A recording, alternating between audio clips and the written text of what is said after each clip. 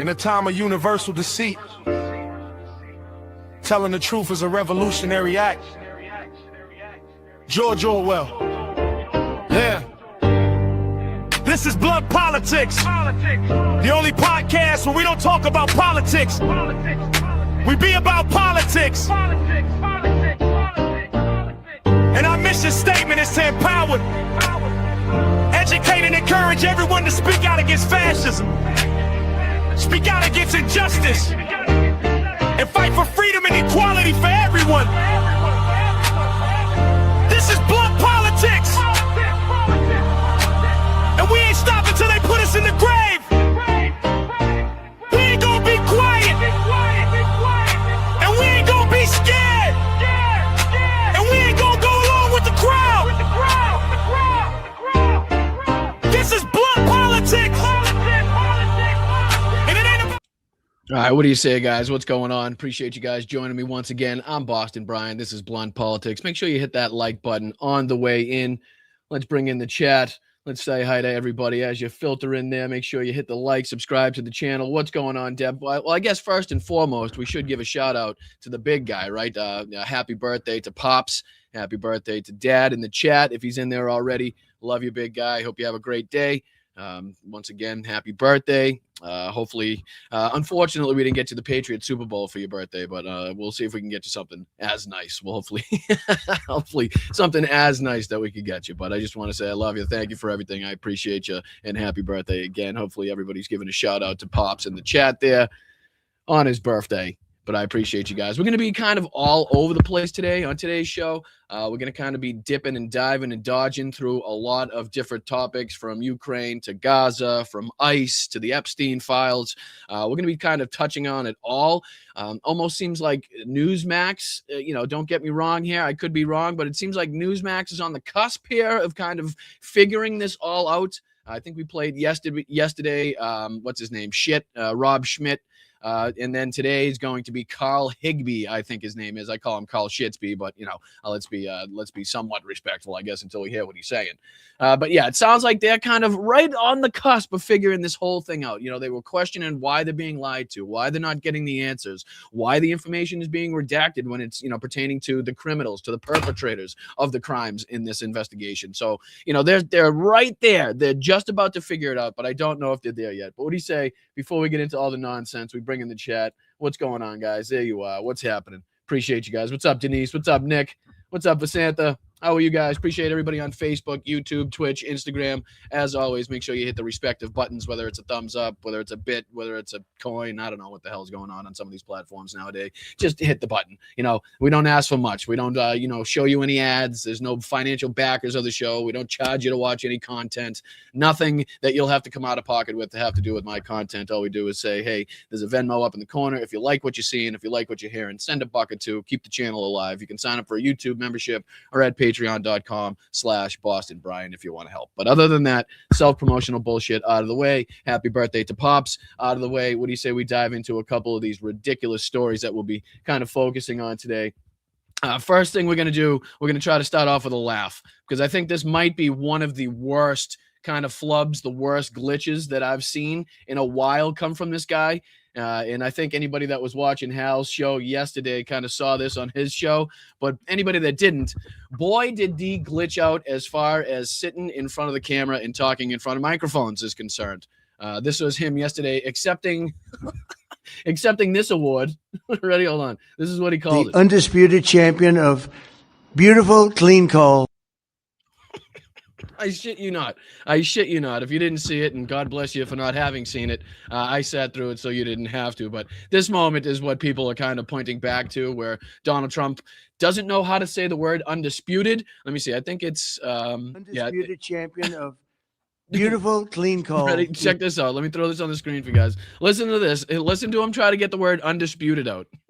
Check this out. And me, and I'm proud to officially name the undisputed. Just when did this come out? What? Excuse you? Gesundheit. I don't know what that was. Do we want to call a doctor in? Was that just like the quickest and most immediate stroke that anybody's ever had on that? You know, it's a shame. We should really have that as a soundbite. You know what I mean? That's kind of like that would fit right in with the other sound bites that we had. To be a shame if we didn't actually have that as a soundbite. Proud to officially name the undisputed. Just when did this come out? All right. Well, somebody was way ahead of me, apparently, and we do have it as a soundbite. So, all right. We're way ahead of you in that regard. But come on. I mean, this is the guy that people are still trying to get behind. I mean, what are we doing at this point? What are we doing? He's clearly melting down in front of the world, not only in front of cameras, in front of microphones, but as far as the Epstein files are concerned as well. But he's conceding at least in one direction, and this is kind of where we want to start off the serious coverage, I guess, if you want to call it that.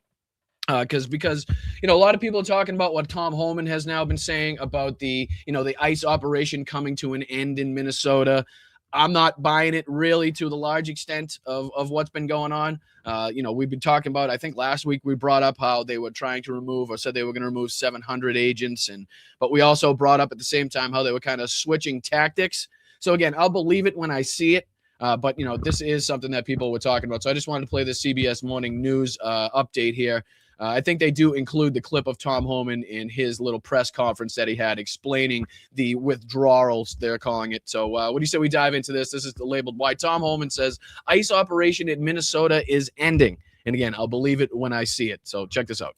Reporters are Tom Homan just announced the immigration operation in Minnesota has concluded. Homan said progress has been made.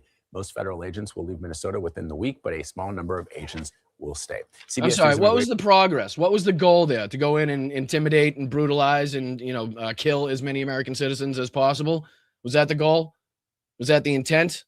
Because that's about all you managed to go in, was to go in and fuck up a community, fuck up a neighborhood, destroy this, destroy that, create chaos, and then what? You're just going to boot, scoot, and boogie at the end of it and call it a job well done? Correspondent Camila Montoyo Gavaz joins us now. He's been covering this from the very beginning. So before we talk about how the drawdown will work, Homan says that goals have been reached. I mean, if you were to sort of just objectively look at this operation, Camila, what were the goals and have they been achieved?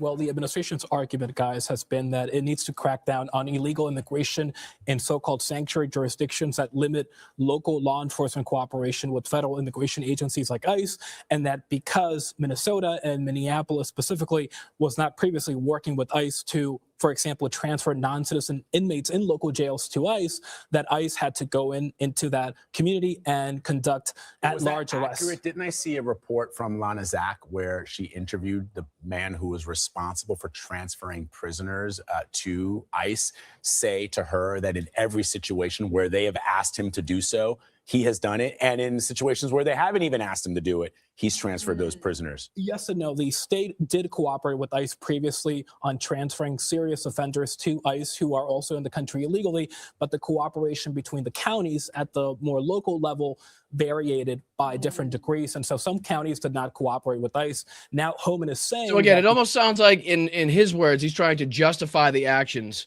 when it's kind of ridiculous and insane to do so. It's not like you can go in and just rile up a whole community, rile up a whole state, rile up a couple cities just because you don't think that a couple counties are, adequately, working with you as far as transferring over this, that, or the other thing.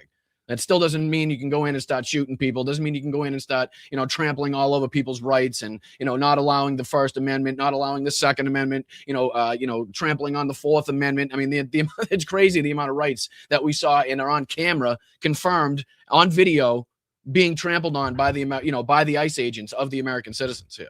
So again, I don't know if that's what he's trying to come across as doing, but that sounds like he's almost trying to justify, it's kind of like they had to come in and, smash a couple heads and kind of break a couple windows to get what they wanted with these smaller counties, even though on a larger level, the state was, complying with every one of their requests, and even some requests that they hadn't made. You know what I mean? Because of increased cooperation, that massive federal force that has garnered a lot of controversy domestically and globally can now withdraw and return to their respective sectors. Let's take a listen to what he said this morning. I'm also pleased to report that we're seeing a notable decrease on unlawful agitator activity here in Minneapolis and overall throughout the state. With that, and success that has been made arresting public safety threats and other priorities since this search operation began, as well as the unprecedented levels of coordination we have. It's obtained amazing. from- It's almost like he's confirming that, when ICE isn't on the streets like they were, going around and again snatching people, not like they aren't anymore, but to the levels that they were. It almost like there's an active fucking response to that. You know what I mean? Like he's kind of like, I don't understand that, like, when we're out there and people get pissed off and next thing you know they're in the streets, but when we stop that, you kind of see a downtick in the people out there protesting and setting up roadblocks and this, that, and the other thing. It's like, how thick do you have to be to understand what the people were out there protesting and why at this point? And I know he's out there to do the propaganda. I know he's out there to make it seem like this wasn't a big deal to a large extent. But I mean, those are the questions that we, the fucking sane people, should be asking. Like, how could you not understand where the people were coming from or why what was happening was happening? It just makes no sense because we all saw it with our own eyes. The reaction was palpable, not only within chats all over the place, not only within different communities, but obviously on the people that took it upon themselves to get out in the streets and take themselves legal observers, or people just following and recording, or people out there actively protesting using their First Amendment right, whatever it may be. That was the reaction to what you guys were doing. It's crazy that he's stunned. State officials and local law enforcement. I have proposed, and President Trump has concurred, that this surge operation conclude. So again, that's just something that we'll have to, continue to keep our eye on, because I've already seen multiple people out there that are on feet on the ground in Minneapolis, in St. Paul, and in these different areas to say that, these actions are still going on. They may be happening not at the extent or to the extent that they were, but they are still active in these areas, and that this is, basically them trying to calm the situation down and maybe operate more behind the scenes than out in front of the cameras like they have been. Like, I don't think that they found that approach to be, helpful or beneficial to them. This whole, they spit, we hit that Donald Trump told them to get involved in. And, the brutalization that Greg Bavino loved to see on the streets. Like, they weren't getting the reaction. They didn't like the way that the things were going as far as people on the streets protest and the reaction to it. So now they're trying a whole different tactic. And again, I wouldn't be surprised if they started going around in cars you couldn't notice, right? No fucking, no mask, no badge, no identification whatsoever. Trying to disguise themselves. We heard that they were using like Uber vehicles and Uber lights to make it seem like that they were, Uber vehicles or ride share, cars, blending in with the community, that type of thing. So I wouldn't be surprised if those type of tactics were now being used to a large extent, as opposed to the overt, smoke grenades in the streets and flashbangs and pepper spray and that, those tactics that obviously were working against them. You saw the reaction happen not only in Minneapolis, but across the United States, across the world, really. If you look at what everybody else was saying about it too. So, there was another aspect in this, because this is another reason why, a lot of people are wary and have been canceling their, for example, World Cup tickets, or, tickets to come over and see the Grand, or to come over and see the beaches in the United States. This is why, tourism for a large extent has taken a hit. This is why people in the United States have told people in Europe and, abroad to, think twice about coming to the United States. Think twice about, what you've put on social media. Even if you think that you have everything squared away, like this Irishman that we're going to be talking about as this story in Boston is concerned. This isn't long after I put a comment on, I think it was a World Cup Instagram post or something like that. And, it was a podcast speaking about how ridiculous it was for FIFA to give Donald Trump that, ridiculous award that they gave him, and that people should boycott the World Cup in the United States. And I put as a comment, hey, listen, American here, just don't risk it. Like, just don't come. It's not stable right now. The government is insane. It doesn't matter if you think you have every loose end tied up and every fucking, everything wrapped up as far as paperwork is concerned. If you have a tweet from 10, 15 years ago or 5 years ago that they don't like, that they see, or, if they don't like your last name, or if you get caught up in some, random investigation or random action, things like this could happen to you. And, there was a lot of people that got on my case and said I was being hyperbolic and it was ridiculous and that they'd just come here and it wasn't a problem. And I said, yeah, you might very well come here and not have any issue. But do you want to take the risk of being held in a facility like this Irish guy is now being held in? Do you want to risk your freedom? Do you want to risk your life on something that you can't control? So again, this is the ICE detainment of the Irishman who lived in Boston, attracts international attention. And he was living here. He had a business here. He was legal. And still now he's being held in ICE custody for months in conditions that he, relates to concentration camp-like conditions. So here's just a quick little WCBV5 Boston little news clip here, kind of going over the general story of this. So I just kind of wanted to dive into this and give everybody just one small example of what I was talking about when, you just never know, because all these people, they say, hey, we just want them to do it the legal way. We just want people to come here and contribute to society and assimilate. Right. Well, what are we talking about here? Because he's a white-skinned man, had a business, has been here, contributed to society, legally done it, and still finds himself in this position. So clearly this whole just do it legally bullshit line isn't, an actual fucking policy, isn't an actual through line in the beliefs of Republicans, because they wouldn't be, enacting policies that round up people like this and American citizens if they actually thought that. So let's dive into this real quick. This isn't too long. It's under 2 minutes. So, and then we'll get on to the Epstein survivors who sat down, or some of the Epstein survivors who sat down with NBC News after the Pam Bondi hearing to kind of discuss what they thought of what they saw and basically how disgusted they were in Pam Bondi's performance there. But let's dive into this Channel 5 News. Talking about, again, the Irishman who lived in Boston, who has now been in ICE custody for several months. Let's talk about it. Oh, let me throw this back on your screen. My apologies. For years, this man from Ireland has run a small plastering business in this part of Massachusetts. Now he is at the center of a legal and political fight spanning 2 continents. This ICE detention center on a military base in El Paso, Texas, is where 38-year-old Seamus Culleton has been held for nearly 5 months, shortly after he was arrested by immigration agents outside this Home Depot in Saugus. So not the typical guy that you would expect them to be rounding up in the Home Depot, actions that we were talking about several months ago, where they were going to round up the easy prey, right? So not the typical brown-skinned, not the typical Latin last name, not the typical Spanish-sounding last name, or whatever it may be, right? Not the typical person, but still round up in this nonetheless, and has been for 5 months now, held in captivity by ICE. Seamus can get released. I hope he can come home and we can finish what we started. Culleton's wife, Tiffany, is a U.S. citizen. His lawyer says he had work papers and was close to getting a green card, and that usually immigrants in his situation are not detained. He's just the perfect candidate to have the government exercise a favorable discretion on his behalf. In an interview with an Irish radio station, Culleton described the ICE facility in Texas as a modern-day concentration camp with no fresh air, no sunshine, and little food. He said he fears for his life. 3 detainees have died there in the last 45 days.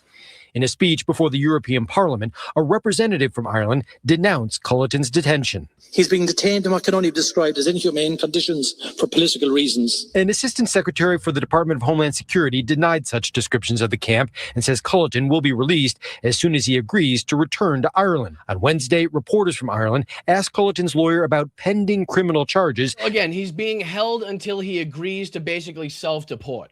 Like, I don't know what law we're allowed to do that. Like, okay, we're just going to keep you sat in this fucking, this airless, sunless fucking place where you're in fear for your life until, again, you agree to someday leave the country, right? And whatever day that comes, then we'll let you leave, right? I'm not a lawyer. I'm no fucking law expert, but I don't know. It seems a bit fishy to me. It seems a bit authoritarian. Seems a bit fascist to me, right?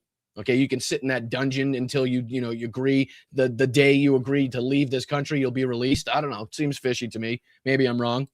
They say are waiting for Culleton back in Ireland. She said she is unaware. This is the first time that we're hearing about that. So to your question, I can't speak to a warrant. We have been unable to confirm whether or not Culleton is facing charges back in Ireland. His lawyer says since he's been in the U.S., he has a clean record. And again, this is just one small example of how it's not just who you'd expect, and it's not just, the people that are here, quote unquote, undocumented, or what the Republicans and conservatives would like to call illegally, right? I mean, it's anybody and everybody at this point. And this is making waves, as you heard in the beginning of this, internationally. I believe the quotes that they took from here were from a phone call that he made into a London radio station. and was able to speak with them, or they got the transcripts, or they got the audio from a phone call and played it over the airwaves.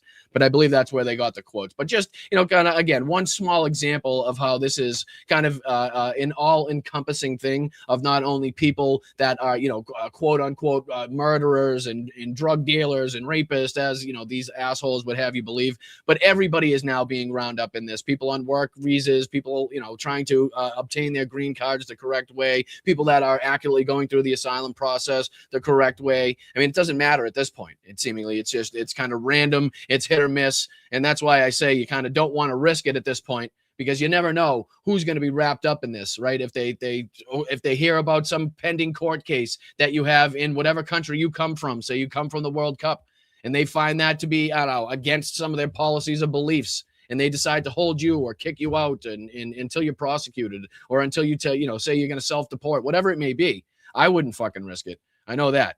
And, I think it's a wise warning that people have already I think there was something, like 25, 30,000 tickets that have already been canceled as far as World Cup is concerned, which again is going to hurt the people that were supposed to be, looking forward to the profitable nature of having the World Cup in their area, in their city, right? The hotels, the restaurants, everything that down the line that flows with, having a big event in the area that we're willing to make money, the convention centers. So if people stop coming, people don't book their hotel rooms, that's going to have an effect on the hotels, right? That's going to have an effect on the restaurants that are going to have fewer and fewer people that are going to frequent those spots, right? I'm sure a ton of people are still going to come, but if the numbers are going to be dwindled down that much, and if we still have that much time before these events even take place, and God knows what happens from now until then, who knows how many people decide to wise up? And, it could be an astronomical number of people that decide to say, okay, you know what? I think I'll watch, even if I watch it all on the telly, you know what I mean? But all right, let's dive into a little bit of the Epstein survivors and their little, the interview that they had on NBC News after the Pam Bondi hearing. Because I thought, a couple of the most dramatic moments, the most prominent moments yesterday. Again, Pramila Jayapal, where she had all of the survivors that were seated behind Pam Bondi stand up, and then again raise their hands when if they were unable to get time and attention from Pam Bondi, and every single one of the survivors and the representatives raised their hand because they were unable to get time with Pam Bondi, which is just, again, wholly representative and should be fucking wholly disqualifying of any representative, of any official, of any government fucking agency that is unwilling to sit down with these survivors and give them the time of day, acknowledge them in any way, shape, or form, apologize for having their information released if in fact it was with any of them that are sitting down or, attended the hearing.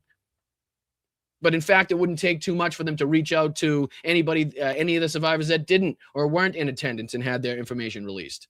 So again, that goes a long way to show who they care about. They took great care in redacting and making sure all of the perpetrators' names were hidden in secret. But it was sloppy, and it was fucking ill-conceived, and it was corrupt, and it was fucking incompetently done as far as, redacting the names and information and personal details of some of the victims in this case. But again, they sat down with NBC and just kind of went over again what they thought of the Pam Bondi hearings, and I thought it would be good to kind of give them the time and attention to let them speak about what they thought. I know we've given our thoughts on it. We've gone over the clips and stuff, but, let's hear from the actual survivors themselves from their own mouths and what they thought of Pam Bondi's utterly disgusting performance yesterday in front of the House Judiciary Committee. So let's dive into this if I can. Appreciate you guys. Made a mistake and you just apologize for it. So there wasn't. My apologies. Let me start this from the beginning. There we go. Not long after the Attorney General's fiery hearing on Capitol Hill, where we heard Pam Bondi defend her department's handling of the Jeffrey Epstein files, I interviewed 6 survivors of Epstein's abuse and 2 family members who tell me they feel that the Justice Department is not taking accountability. We've got that conversation here on our NBC News Now special coverage. Thank you all so much for being here. I know you literally have just come over off of Capitol Hill, where the Attorney General. Yeah, again, I should reiterate that this was like directly after. This was right after they had pretty much gone straight from that hearing, according to what the interviewer was saying, straight into this interview. So, this is kind of their fresh recounting of what they thought. for that hearing in front of the House Judiciary Committee. I want to do just a couple of show of hands moments on how you feel about that, and then I want to talk about your reaction to everything we heard today. So with the show of hands, can you show me your hands if you were satisfied with what you heard from the Attorney General today? Nobody. Not a one. Show of hands if you are frustrated with what you heard. Very much so. Very much so. Teresa, tell me more about that. Well, going into this morning, and much of this process, I have this perspective that you need to give people the opportunity to do what they say they're going to do, to fulfill their word, put their money where their mouth is, so to speak. And we have yet again seen that go the complete opposite direction of there's no integrity. There was no integrity in that room today. It seemed like, as far when it came to Epstein and Maxwell, you know, there was a lot of expression of other good outcomes on things. And I can agree with a lot of what was said. And there was nothing that gave us any bit of hope of any kind of integrity and doing the right thing when it comes to Epstein, Maxwell, accountability, further investigation, which she claimed was happening. And we're going to be waiting to see the outcome of that and see if that's inaccurate. Would you expect the bare minimum, if you are actively pursuing investigations, is to bring in the people that are directly related to and involved in this and be like, listen, I just want to ensure you that I promise you the investigations are going on. They're ongoing. I promise you we're going to go to the ends of the earth to lock these fucking monsters up.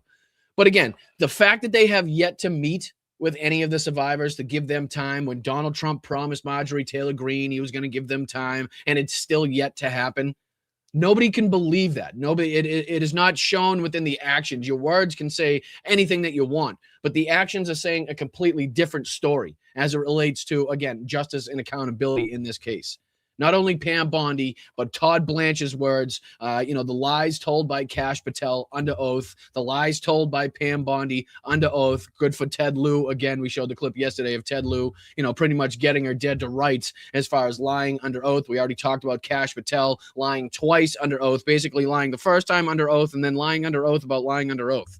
I mean, how do you prosecute that? Should be pretty easily prosecutable, in my opinion. But again, it's pretty self-explanatory when you say, we care about what everybody says, as Pam Bondi said in this hearing, and then you go on to hear that she still is yet to sit down with any of the survivors. She won't turn around and acknowledge them. She won't apologize for, again, the incompetency of the people in her agency, or her directly as far as, again, the redaction of all of the information of the victims. Whatever it may be, all of those things line up to say they don't give a shit, and they're not seeking accountability. They're not doing the right thing by the victims. This is trying to be, they're trying to make this a closed case, like Donald Trump's been saying. We should just move on. First it was a hoax, then he was exonerated. Now it's just, it is what it is. Now we should just move on. So what by any government official, what they're saying, what statement, what action is given any of these victims anything, any trust or anything to go on to say that they could be, trustworthy in seeking accountability in this? It's not going to happen. Hasn't happened. Legitimate statement. Danny, I see you nodding and shaking your head. I think there was such a lack of empathy today. There was such a lack of, honestly, humanity today. Something that, I think all of us felt a little devastated about was that she had 3 opportunities to address survivors. We stood up, and all she had to do was turn around, and she could not even turn around and face. Again, another huge moment yesterday, and again, much respect to Pramila Jayapal for even, invoking that situation and making it that prominent and that clear to everybody, the disgust, right, that this administration has for the victims. The fact that she couldn't even turn her fucking head to look them in the eyes, to apologize, to acknowledge even the people that were sitting, the victims that were sitting, 5-10 feet behind her. Showed a lot to the American people, showed a lot to the world, frankly, again, about what this administration cares and doesn't care about. So good on the people. Again, the clips that we showed yesterday was probably just a fraction of some of the good moments, some of the some of the great moments coming from Democrats. We showed Thomas Massey as well. So there was a lot of good clips to come out of this. I'm not going to say good, but a lot of clips that we could use, to further use as evidence to say, hey, look, this is just not going to happen. If you're looking for, further investigations, if you're looking for justice and accountability, this ain't going to be the administration to give it to you, right? And they're actively covering this up. Not only are they not going to pursue this, but they're actively doing the opposite and trying to cover up for the perpetrators, for the monsters in this case. Us for so many years, and I can't speak for everybody, but for me, I felt like such a ghost walking through Epstein's mansion. I felt like there were so many people who saw me. There were so many people who should have spoken up. And instead, I felt like I was less than nothing. And now to not have AG Bondi turn around and acknowledge us, it is the exact same type of victimization. It's horrible. Charlene, what did you think of that moment when you all were standing there and she was asked by one of the members of Congress to turn around and address you? I felt really degraded. I felt that she's not taking at all any accountability. She's not following any kind of transparency. And honestly, the thought that I have is birds of a feather flock together. So I feel like the way that she handled today is often the way that our president or other people have treated us that are really high up.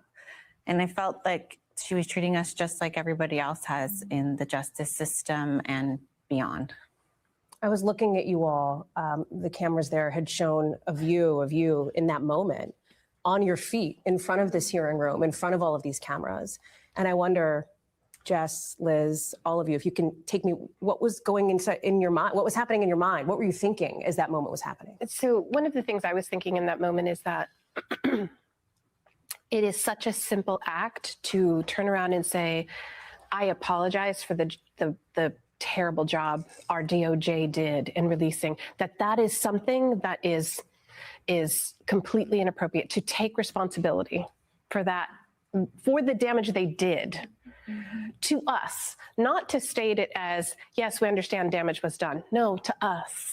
It was such a simple thing. And it's something we teach children, to take accountability, to recognize when you've made a mistake and you just apologize for it. So there wasn't even an adult in the room that could apologize for the damage done to children and girls.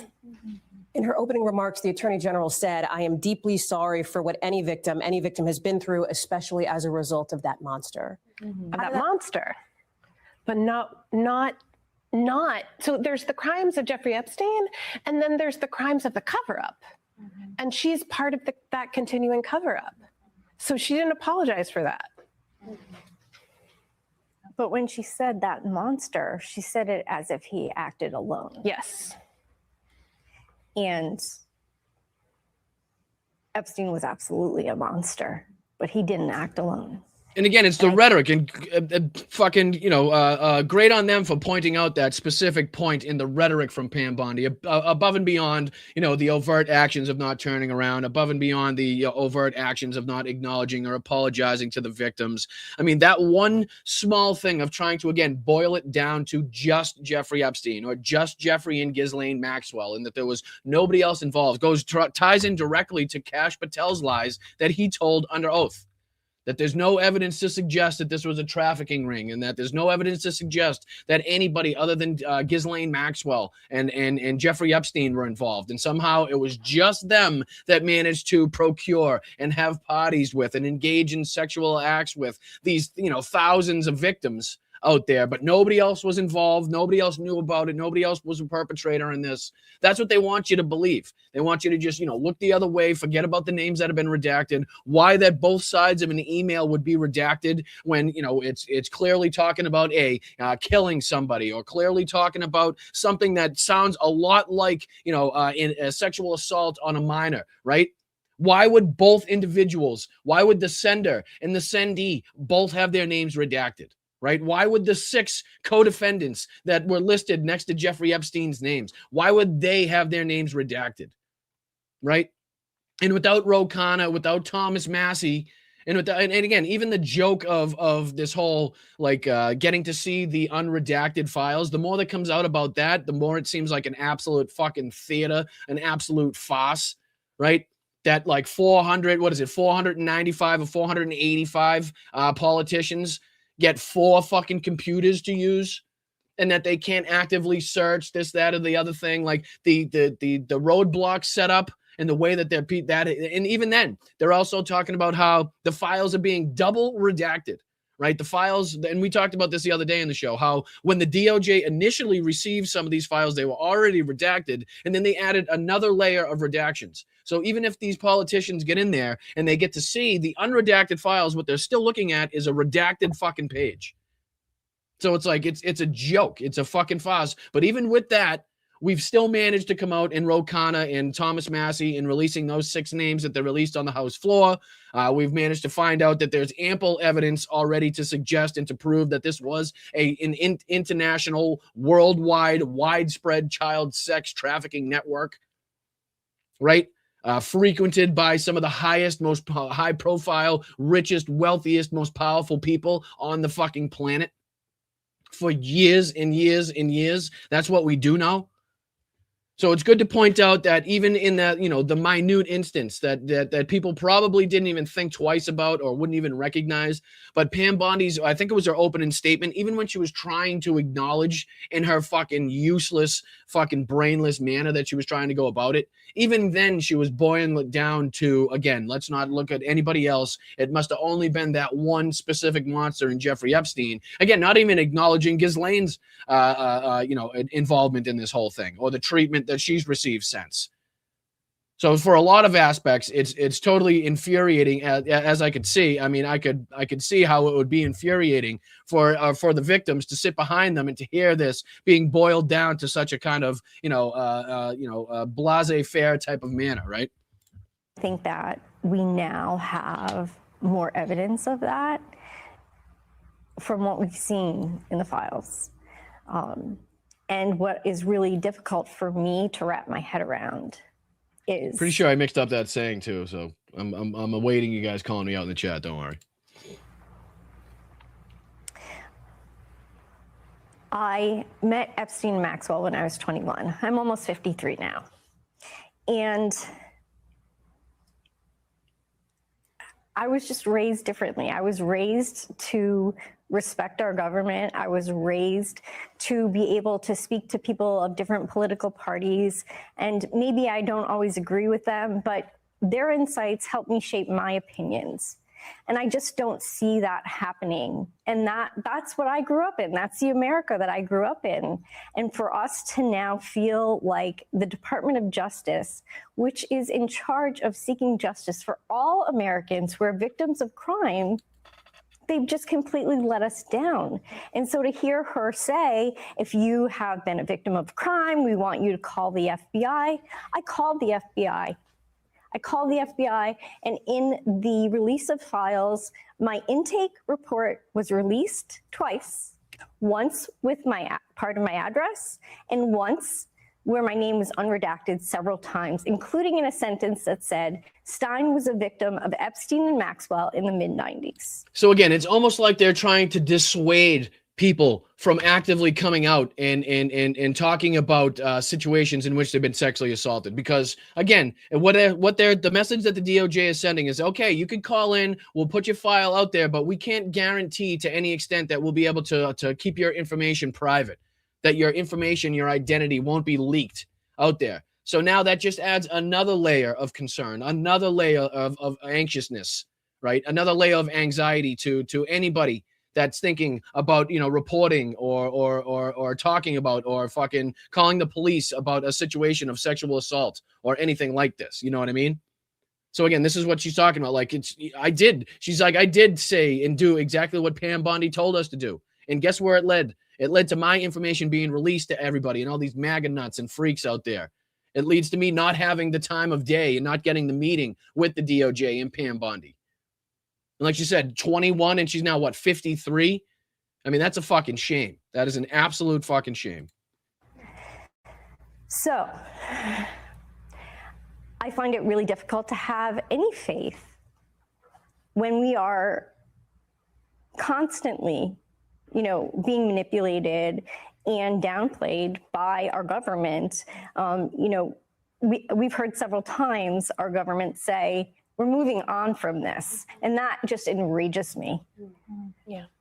I wish, again, no criticism here, but I wish you would have said more specifically the president who said that directly. I believe the quote that she's referring to is Donald Trump saying quite specifically, quite directly, that the United States and everybody should move on from this. So again, I just wish you would more specifically, name the person and the president who's in charge, who's directly responsible and capable and has the motive to, again, enact all of these cover-ups and to instruct all of these people like Pam Bondi and Kash Patel and Dan Bongino and Scott Bessent and the rest of these freaks to cover this up and do whatever he tells them to do.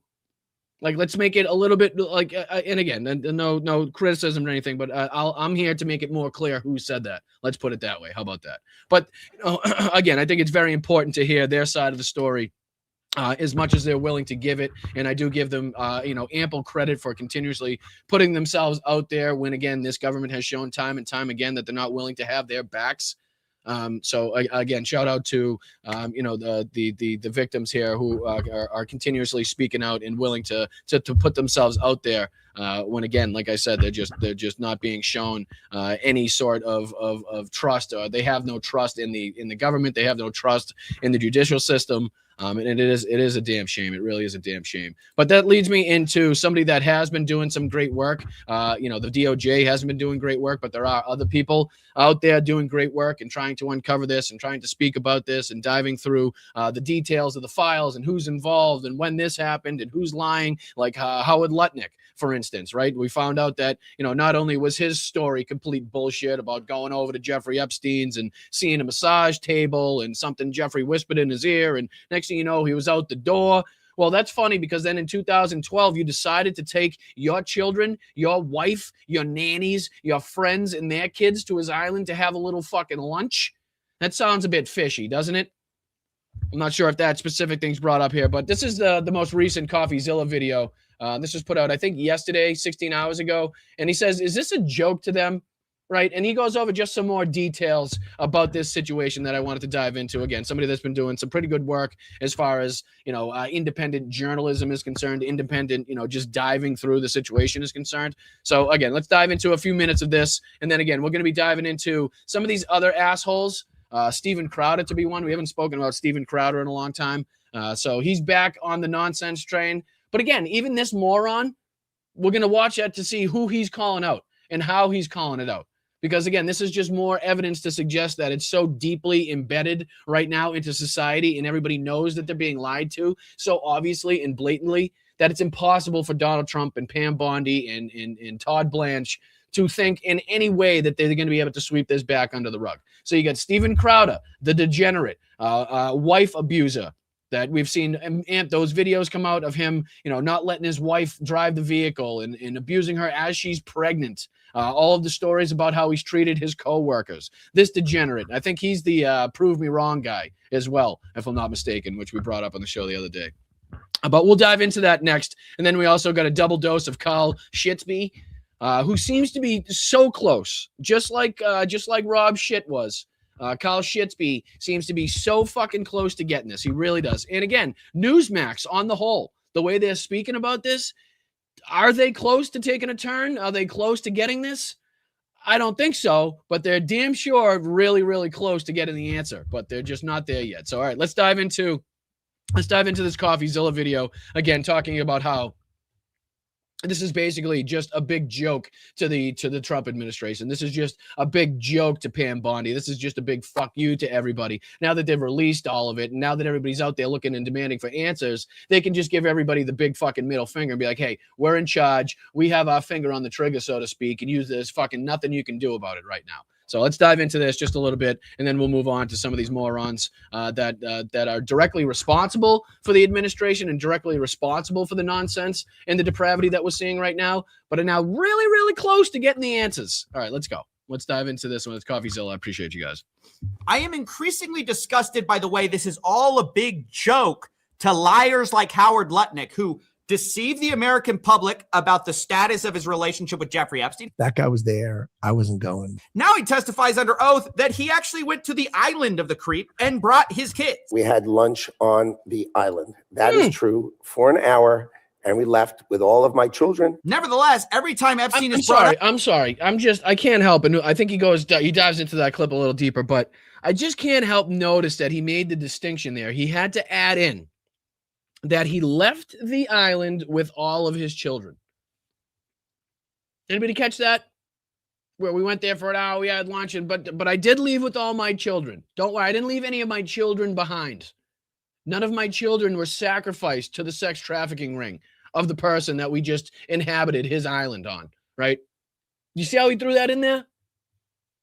I left with all of my kids is an out-fucking-rageous statement to be made. Like, that is diabolical. To be like, yeah, we visited the island, but don't worry, we left with all the kids. We didn't leave any kids behind. No kids left behind on this trip. Like, Jesus fucking Christ. And again, 2012, years after all of this came out, no excuses. Years after he said he had already, wiped his hands clean of his neighbor of 10 to 15 years, Jeffrey Epstein.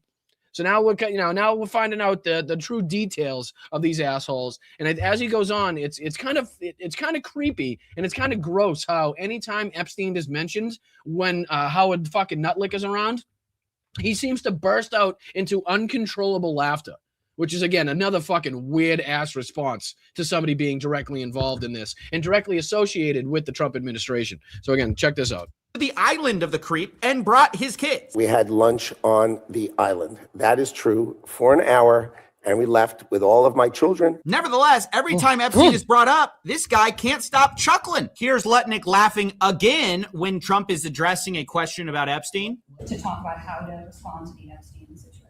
I don't know. I could fucking Saint Nick himself doesn't jiggle and fucking shake that much when he giggles. Like, I have never seen a more pronounced fucking exaggerated shoulder jiggle for a giggle other than that in my life. And again, it's about when the president, who has direct responsibility and involvement in this whole thing, is being questioned about the Epstein files. The Epstein files that Jeffrey Epstein, in which Howard fucking Nutlick had lunch on the island with all of his children. But don't worry, all of the children came home. We don't know what shape they came home in or what happened to them while they were on the island, but they did, in fact, make it back onto the yacht. Don't worry, people. I mean, it's crazy that you would even think otherwise. But look at him. I've never seen a bigger fucking chuckle than fucking Jolly St. Nick in my life over here. Excuse that question. He thinks it's the funniest thing he's ever heard. And maybe it's because they really think we are buying it. Maybe it's because they think, hey, we're just going to get away with this. We can just keep, the lies are so brave. And again, that's what I'm talking about. The right people in the right places to give you the confidence, even if you're fucking caught red-handed, right? Even if the information is fucking dead in front of your face, in front of our faces, in front of everybody's face. If you got the right people in the right places, what, again, is the one fucking thing that I believe Donald Trump learned from his first administration, the one and only fucking thing that he learned was, again, how and who and what he needed to do and control in order to get his fucking shit done that he wanted to get done. Whether it was building golf courses, building fucking sky rises, whether it was extorting other countries, whatever it may be, right? Suing the United States for $10 billion, whatever we're talking about, going to war, going around Congress, whatever we're talking about here, he's got the right people in the right places with the correct amount of control at this point to say, I don't give a fuck, to be able to have the confidence to sit up in front of cameras and say, you know what? I've been totally exonerated of the fucking nearly 40,000 times to 1 million times I'm mentioned in the fucking Epstein files, right? I've been told we should just completely move on from this. That's how he gets the fucking balls. That's how he gets the confidence to do it, because he knows he's got the Supreme Court, himself being his president. He's got the fucking House. He's got the fucking Senate. He's got Pam Bondi. He's got Kash Patel. He's got the FBI. He's got the Pentagon with Pete Hegseth. I mean, he's got it all, he believes. But that's not going to save him or these other fucking freakazoids from prosecution after the fact. So I just want to make that very clear to these people. But that's another thing that we've made very clear here, where they're just blatantly giving you the fucking middle finger now. Everybody. And like we said, the only thing more frustrating than not getting answers and not having the Epstein files released and also knowing what was taking place is having the information in front of our eyes and knowing the Epstein files and still not seeing justice and still not seeing any action and still not seeing any arrests and prosecution. And that's exactly what's going on here, because they think they got us by the balls. And to a large extent, they fucking do, and it's been allowed to fucking happen and get to this point. It's not like this is a big secret. It's not like this is a big fucking, I wonder what they're going to try to do in their second administration, when we know where they were finding roadblocks. We know where they were stifled, even to a small extent in the first administration, and what they were going to try to change and what they didn't care about and what they were going to try to overrule. It's crazy. And so audacious, so in your face, that it is actually funny to them. And you know what? I have to agree that the way the FBI and DOJ have been treating this is a joke, because we just talked to a congressman who passed the Epstein Transparency Act. As part of it, the DOJ was supposed to release all the Epstein files with no redactions except for survivors.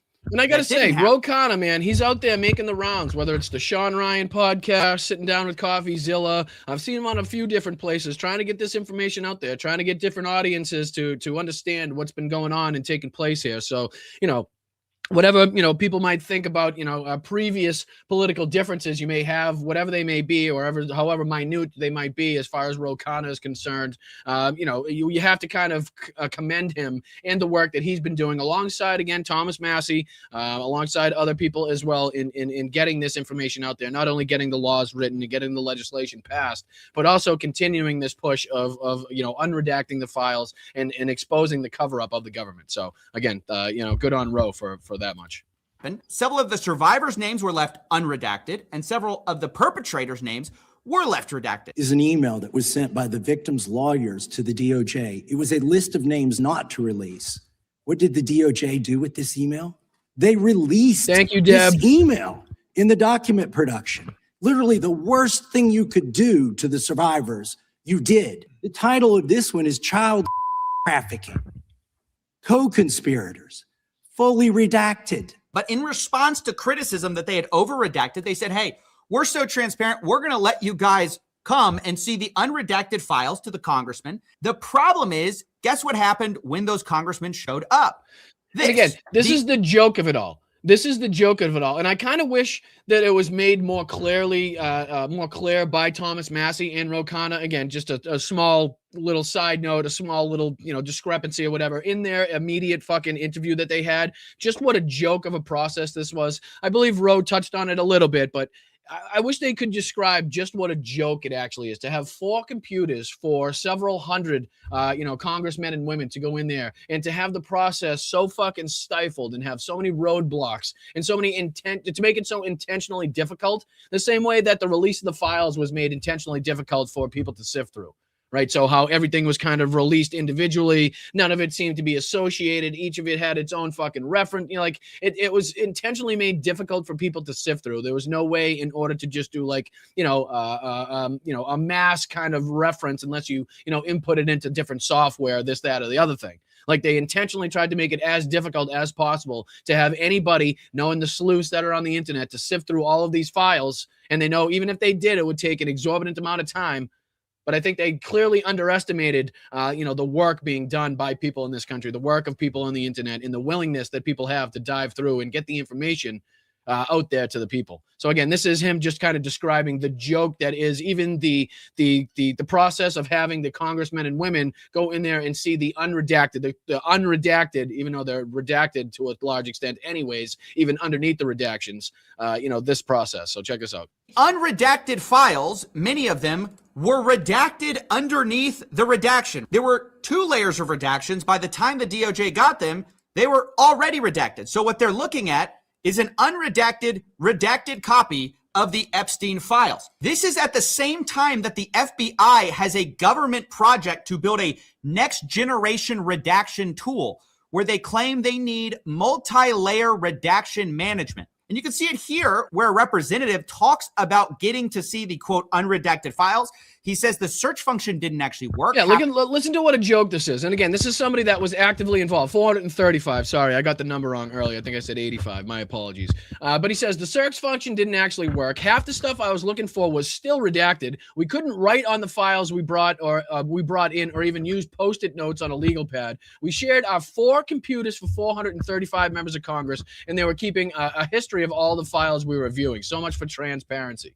Right? I mean, just to go the levels of fucking security that they still had in place and the way that they actively made this as difficult as possible, again, goes to show you the lack of transparency. The stuff I was thank you so much. Thank you, Peter. Appreciate you. I'd like to know, Peter says in the chat, I would like to know, as a part of the ongoing conspiracy to commit an obstruction of justice or other premeditated crimes, that a presidential pardon could be rejected by a future court. I would like to know if, as part of an ongoing conspiracy to commit an obstruction of justice or other premeditated crimes, that a presidential pardon could be rejected by a future court. That is something that you would have to ask a legal expert, a law professional.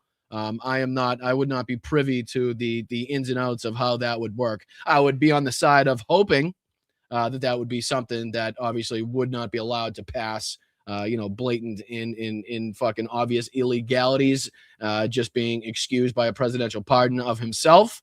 But again, I don't know the ins and outs of that. I appreciate the question, Peter. I really do. Hopefully somebody in the chat may have a little bit more information and insight into that than I do, but I very much appreciate you. Thank you so much to Marie as well for the 5 gifted memberships. Thank you so much to Greg for being here for 21 months of service. Bondi has been involved since the beginning. And again, I think Thomas Massey put it pretty well yesterday when even, trying to utilize their talking points against them when they're saying, okay, you didn't say much of this against Merrick Garland, or you didn't say much of this against this, that, or the other thing, or this administration. Well, it's like, yeah, well, again, if you're so mad at those other administrations and those fucking AGs for the lack of transparency and for the lack of investigations and the lack of work to again release these files, then you're just the latest and most the most involved in the engaged in the cover-up.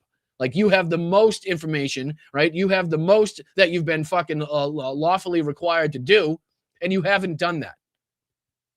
So again, even you using your talking points against you, you're not living up to your own fucking expectations that you put on other people. So again, let's get back into this. 4 was still redacted. We couldn't write on files we brought in. We shared 4 computers for 435 members of Congress. So what is this actually? This is transparency theater. This is not real transparency. It is actually a joke. Here's another joke. The FBI just concluded again that Jeffrey Epstein wasn't running a ring for powerful men. But when the public was asked about this just the other day, 94% believe that he was. So obviously there's a huge gap between what the FBI says they believe and what the public, who has now at this point seen most of the same files, say they believe. If anything, the FBI by definition would have access to more evidence. And yet with the files that we already do have, 94% of the public say, yeah, Epstein obviously was trafficking. And again, that is a number, that 94%, and I'm not sure it's specifically what poll that was taken from. Let me see if I can go back to this. The Smerconish poll results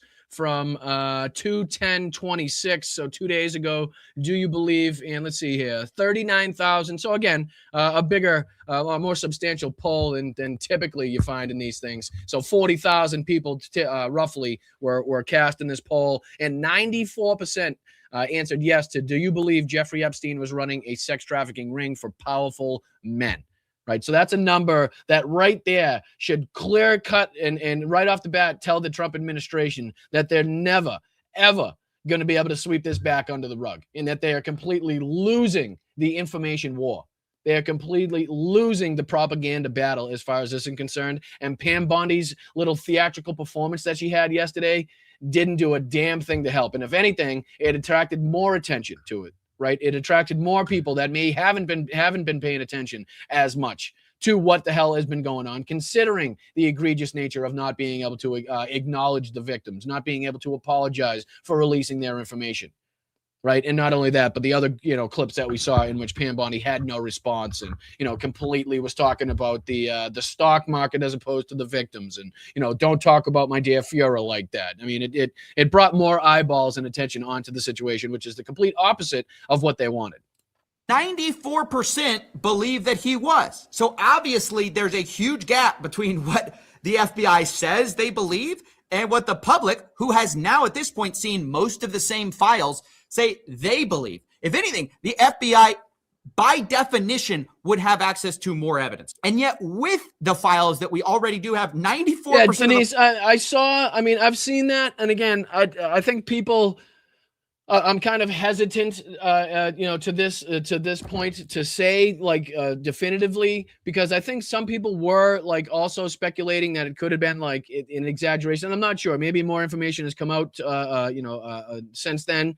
And if there has been more information on that, like if it's been more, more explicitly like kind of dialed down to and what he meant by that, then I'd be happy to again report it as confirmed. But I think I'm not sure. You know what I mean? It just seems like he was in a substantial amount of, you know what I mean? Like we're talking about 38 to 40,000. So I'm not sure. I just, I'm kind of hesitant to that aspect. I'm not doubting that it's impossible by any stretch of the imagination. I'm just not sure if that's what it said. What's his name said? I know it's a statement from Raskin, if I'm not mistaken, Denise. And again, correct me if I'm wrong. But again, I'm just not sure what the direct meaning of it was. So again, once I see more information, I'll be happy to correct it if I'm wrong in that. So I appreciate it. But yeah, here we go. The public say, yeah, Epstein obviously was trafficking, but the FBI, of course, isn't investigating new parties. They say there's no evidence for it. Who, if anyone, did Epstein traffic these young women to besides himself? Himself. There is no credible information. None. If there were, I would bring the case yesterday that he trafficked to other individuals. And the information. And again, the only reason, just going back to that, Denise, the only reason I'm kind of hesitant is because they really haven't seen, like they haven't been able to see that many more files. Like, you know what I'm saying? I think they said something like they were able to see 30 pages or something like that. Like they haven't had a ton of time to go through even what they're trying to get through the unredacted part. So I would find it difficult for Jamie Raskin to have even had time to go through enough files to even say, you know what I mean? To determine that was, specifically accurate. You know what I'm saying? So again, it may have just been an exaggeration, like, hey, this guy's in this files a fucking million times type of thing. I'm not 100% sure. And again, speculatory on my part, but that's just kind of going off the information that I know by now. But yes, this is absolutely, Nick, this is absolutely Kash Patel lying under oath to Congress about what information is in these files, saying that no, there is zero credible evidence to suggest that Jeffrey Epstein ever, at any time, period of point, trafficked underage or of age girls or women to anybody other than Ghislaine and Jeffrey, the only two people involved. We all know how ridiculous that is. We all know how nonsensical and ludicrous that is. Even what we know as the public, just the general information that we're privy to. Now, thanks to, again, Ro Khanna listing those 6 names on the House floor. And even beyond that, the list of names we've already talked about of people that were involved in this. So who he thought he was going to fool in this instance, why he thought he could get away with this egregious, like this fucking most like ludicrous of a lie in front of Congress under oath, where again, this is something that is not like, hey, just come out and say hearsay and just bullshit to people. Like, again, you raise your right fucking hand for a reason, which means you are then under threat of prosecution, which every single one of these motherfuckers should be the second we have enough power taken back in the government to do so. That's what should happen, again, to send the message loud and clear to everybody else that this is not something that's going to be tolerated. But yeah, again, this is Kash Patel lying under oath. Nick, you're 100% right. Again, it's limited. So the answer is no one? For the information that we have. In the files. In the case file. Okay, even if you believe what he says, after the revelation that the FBI themselves thought there were 4 co-conspirators in the previous draft indictment. They later said they thought they had 10 co-conspirators. Now you're supposed to believe, nope, no women were trafficked to any of these people. Epstein was working alone. It might be surprising to learn then that the DOJ and FBI under Pam Bondi and Kash Patel, who ran on the idea of releasing these files, have not talked to people who say they were victimized by Jeffrey Epstein. This was brought out 2 different times. I want to watch both of them with you because it's astonishing to hear someone say, Keller in the chat says, lying under oath, when's the last time Congress actually prosecuted somebody for lying? I don't know the direct answer to that, but again, it's something that needs to be undertaken. whether it's something that has, historically been prevalent, had something that we could historically be, reliant upon or not. That's something that needs to take place. That needs to be precedent put forward from now until whenever. That's something that we're not going to let people get away with anymore. And it should be absolutely something that the Democrats should push once they get back into power, of holding these people accountable, of making sure that people see in the bright fucking spotlight, in a public view, these people being fucking perp walked and being fucking, being dog walked in front of Congress about their lies that they told and about the detriment that it brought to the American people. And again, a message needs to be sent. So again, whether that's something we can look back upon and say, hey, that happened recently or not, that's something that we absolutely need to push for going forward. Credible evidence on other perpetrators, only to learn you never talked to the women who were allegedly trafficked. At the age of 14 and 16 years old, and they called to meet with the president and to meet with the FBI and to have people investigate their claims. Some of them have never testified before. If you are so interested in getting the public to submit any information, why have you not met with them? You said you haven't met with them. Have you met with them? I'll give you one more chance. My job as the FBI director is to Is the invite all answer yes or investigative no leads. to And whether again, or another great moment from Pramila Jayapal, because this is, almost verbatim, almost the exact situation. You could have been fucking fooled there if you thought the camera was going to pan back and it was going to be Pam Bondi sitting there. But no, it's Kash Patel. And even he, as the fucking director of the FBI, has not given the time of day, has not given acknowledgement even to the victims, just like Donald Trump and just like Pam Bondi over at the DOJ. So again, another powerful moment in going to expose these people for what they actually care about and what they don't care about. not you met with these women who were abused and Any insinuation by you or any What people is on the- your side that I am not manhunting child traffickers, just look at the Mr. stats. Patel, And you talk Mr. about Chairman, cover-ups, man. Mr. Chairman, you this talk is about my time, and cover-ups. I'm going to stop it there. It just devolves. He refuses to answer the question of, did you actually meet with these women? Luckily for us, some of those same people later showed up at another hearing, this time in a hearing with Pam Bondi. survivors in the room. If you are willing, please stand. And if you are willing, please raise your hands if you have still not been able to meet with this Department of Justice. Please know for the record that every single survivor has raised their hand. Yeah, it's honestly shocking to see. There's these people who are claiming to be victims of Epstein. The DOJ and FBI have consistently said, look, we want to take all available evidence. We just need the evidence. And we have continuously and publicly asked for the public to come forward with more information. If there is, we'll look at it. And then it's like, well, did you interview these people who say they have evidence? Well, no, actually, we didn't. This comes up again. Now, would the survivors and victims who are here please stand up one more time? Just by show of hands, how many of you or your loved ones actually have met with the Department of Justice and provided testimony and estimate and evidence? Not None. one. And of those of you who have not met, which is everyone, how many of you have reached out either individually or through a lawyer or representative to offer to provide testimony and evidence? Every All of single them. one of them. And they've all offered either through themselves personally or via lawyer or some entity to, again, provide fucking testimony to the DOJ, to the FBI, to meet with these people, and they've been fucking ignored at every turn. Now, does that seem like a serious Department of Justice? Does that seem like any agency that is seriously trying to fucking go after these sickos and psychopaths and monsters that were fucking involved in this sex trafficking ring for fucking generations? Does that sound like somebody that's actively trying to pursue this in a way that is going to, take into account these victims and what they've been through? Because that doesn't to me. And I think it's pretty obvious, and I know I'm being the slightest bit facetious in this, but I mean, what more do you need to see? Have you offered your testimony as the victims in this fucking case to the DOJ, to the FBI, to sit down with the president? Yes, we have. Have you been able to do so? No, the fuck we haven't.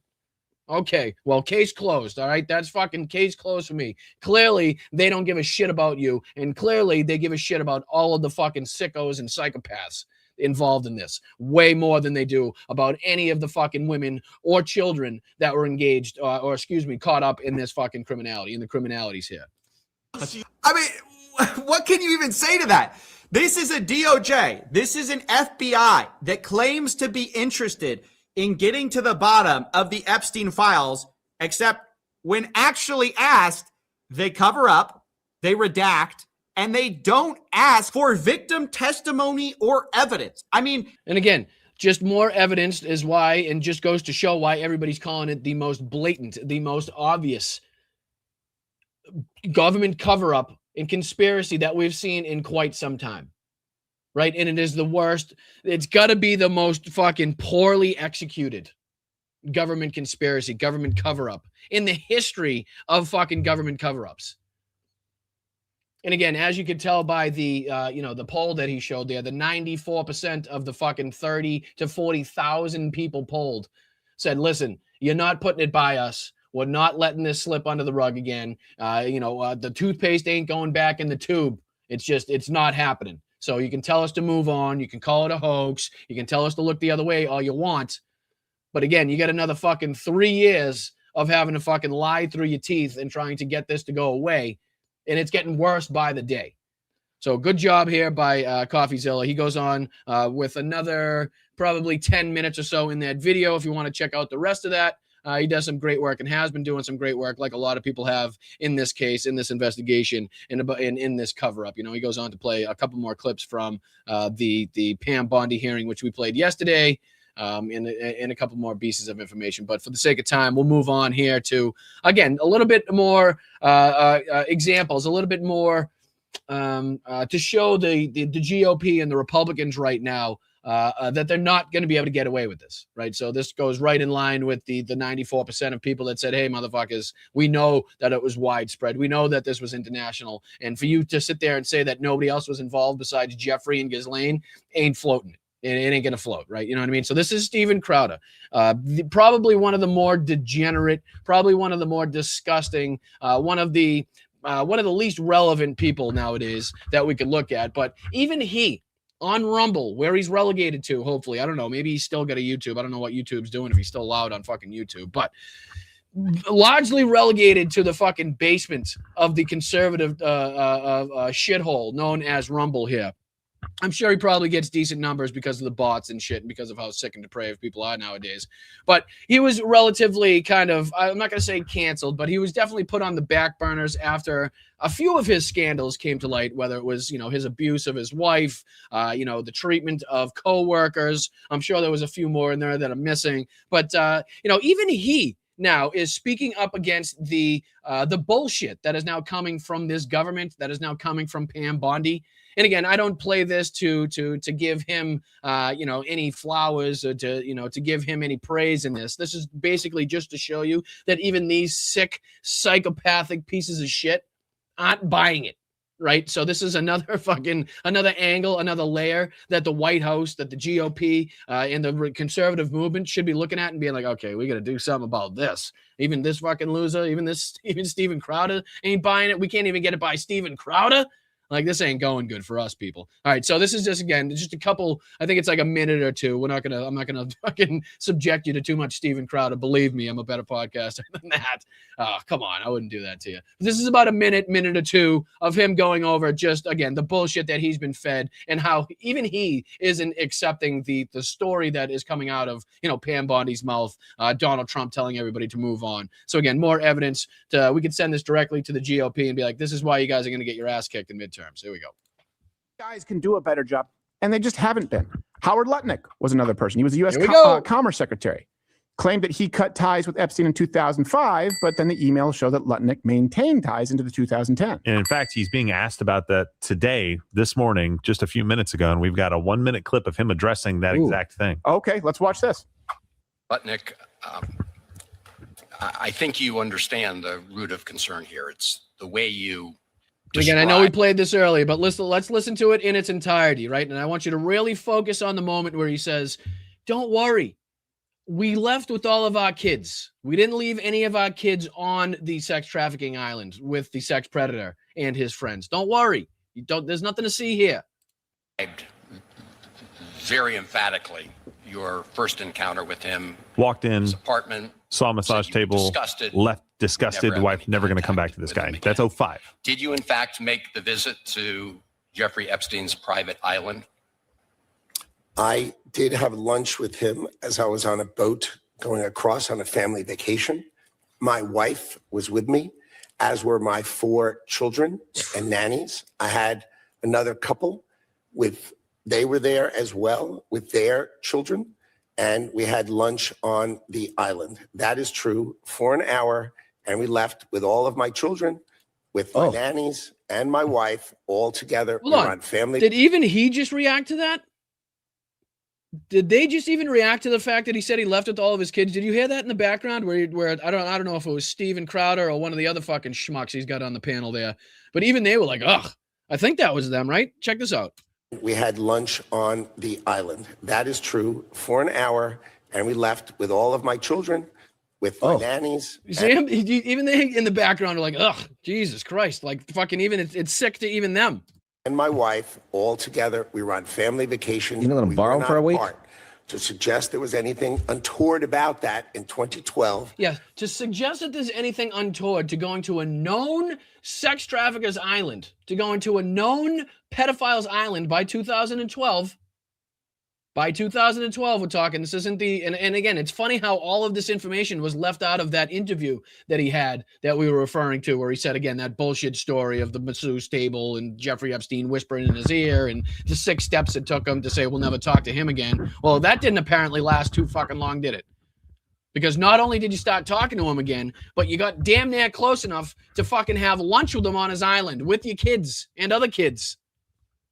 That's a problem. So to say that there's not anything untoward about that is fucking asinine. And he knows, believe me, he knows the fact that this fucking tape even exists. The fact that this is even a thing now on the internet where he has to, again, admit to having lunch on Jeffrey Epstein's island in 2012 with his wife and his kids after everything was already publicly disclosed is a problem. Is a fucking problem. And don't think he doesn't recognize that. You can tell because he's been caught red-handed again, considering again the fucking the story that he told not that long ago that he wanted everybody to believe. And now this little tidbit that we're getting thrown in seems to change things quite dramatically.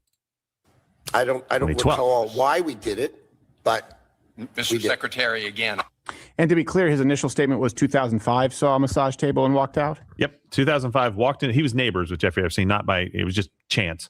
Okay. Walked in with his wife, saw the massage table, said, what is that there? How many massages do you get? He goes, I get them every day, the right kind. He said, then I looked at my wife. And again, it's almost like they're in real time noticing the degenerate fucking corrupt morons that are actively being seeked out by Donald Trump to serve in his administration. Right? The people that Donald Trump surrounds himself with. It's almost like in real time. They're like, oh my God, fucking this is disgusting. You see how he emphasized the fact that he took his kids out of the island? Like, shouldn't that tell you something?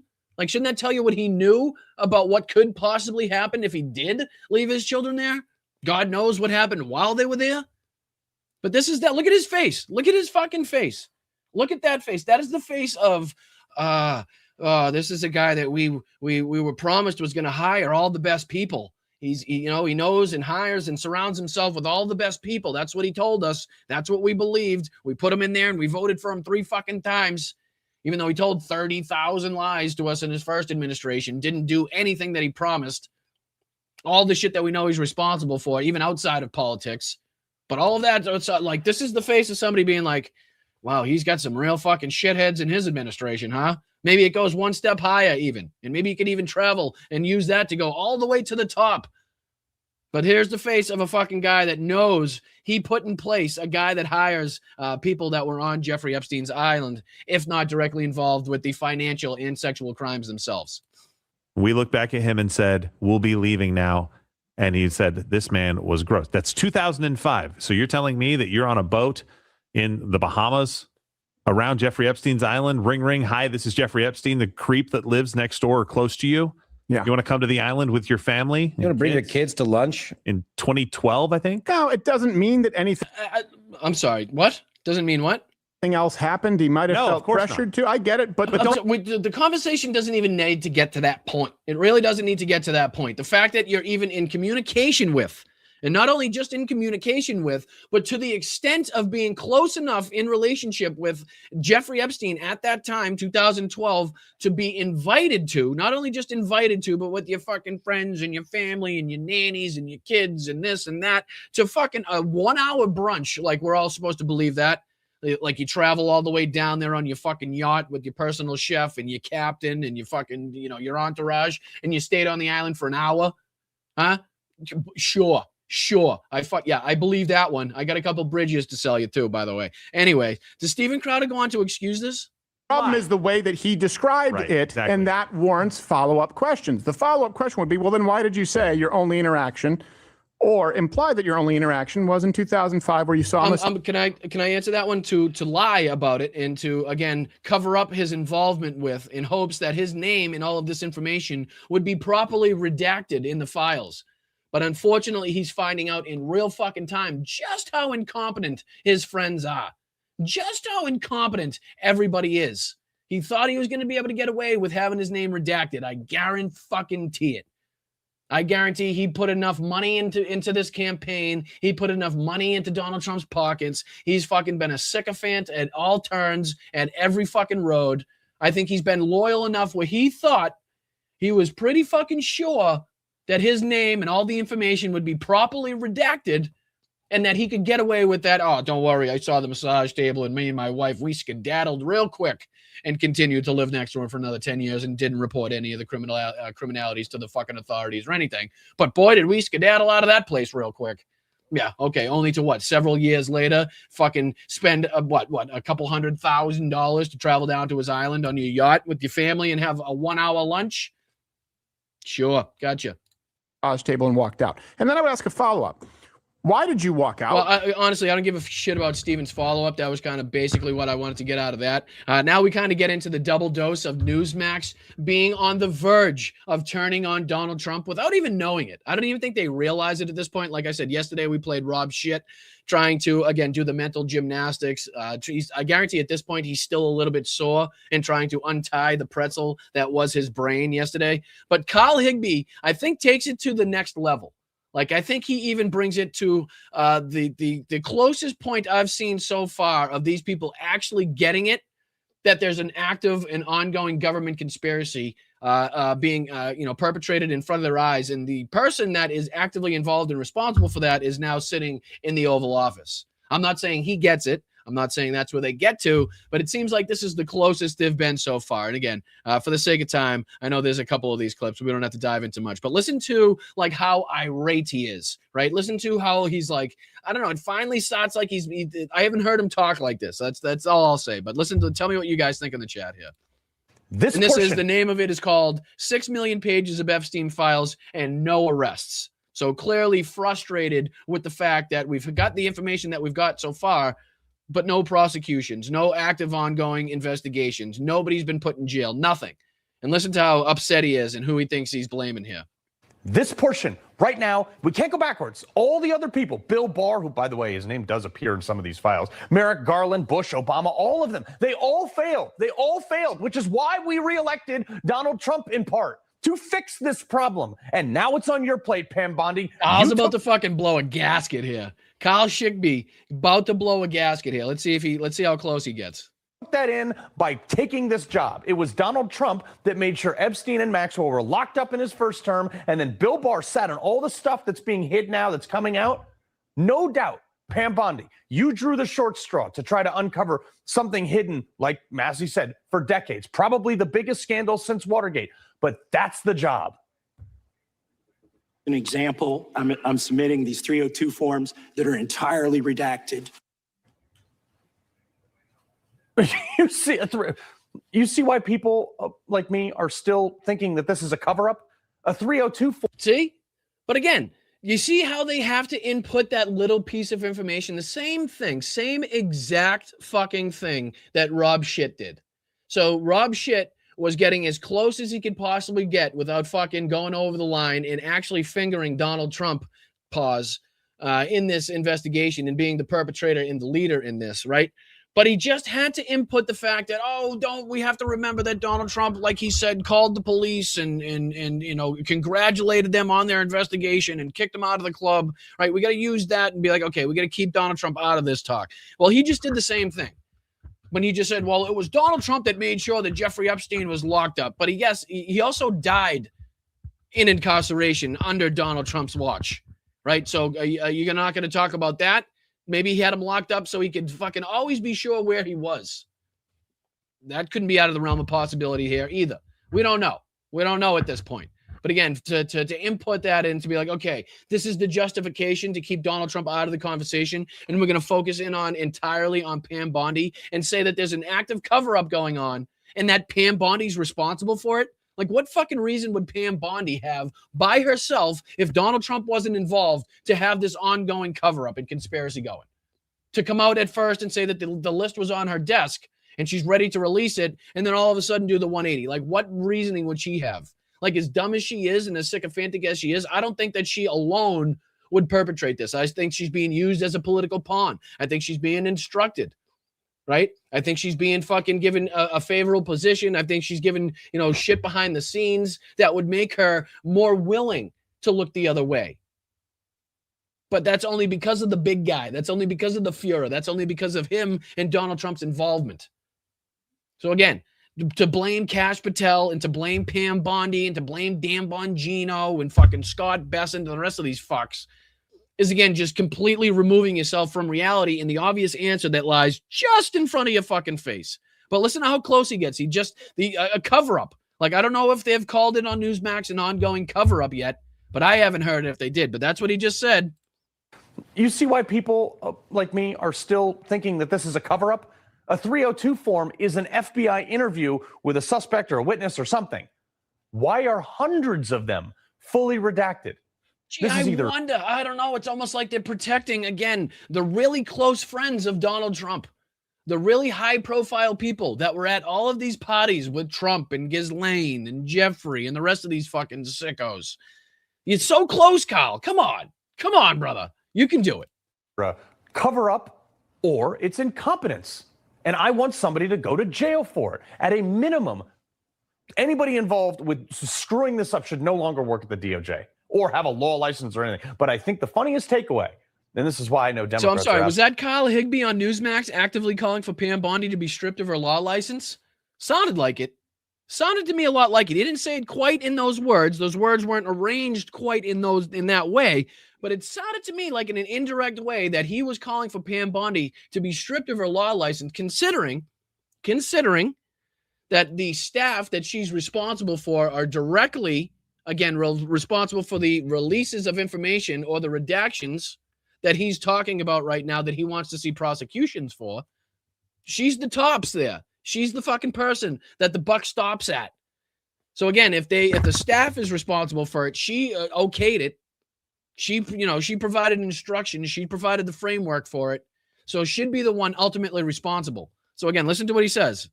At a minimum, anybody involved with screwing this up should no longer work at the DOJ or have a law license or anything. But I think the funniest takeaway, she should resign or be fired and then should be stripped of her fucking law license.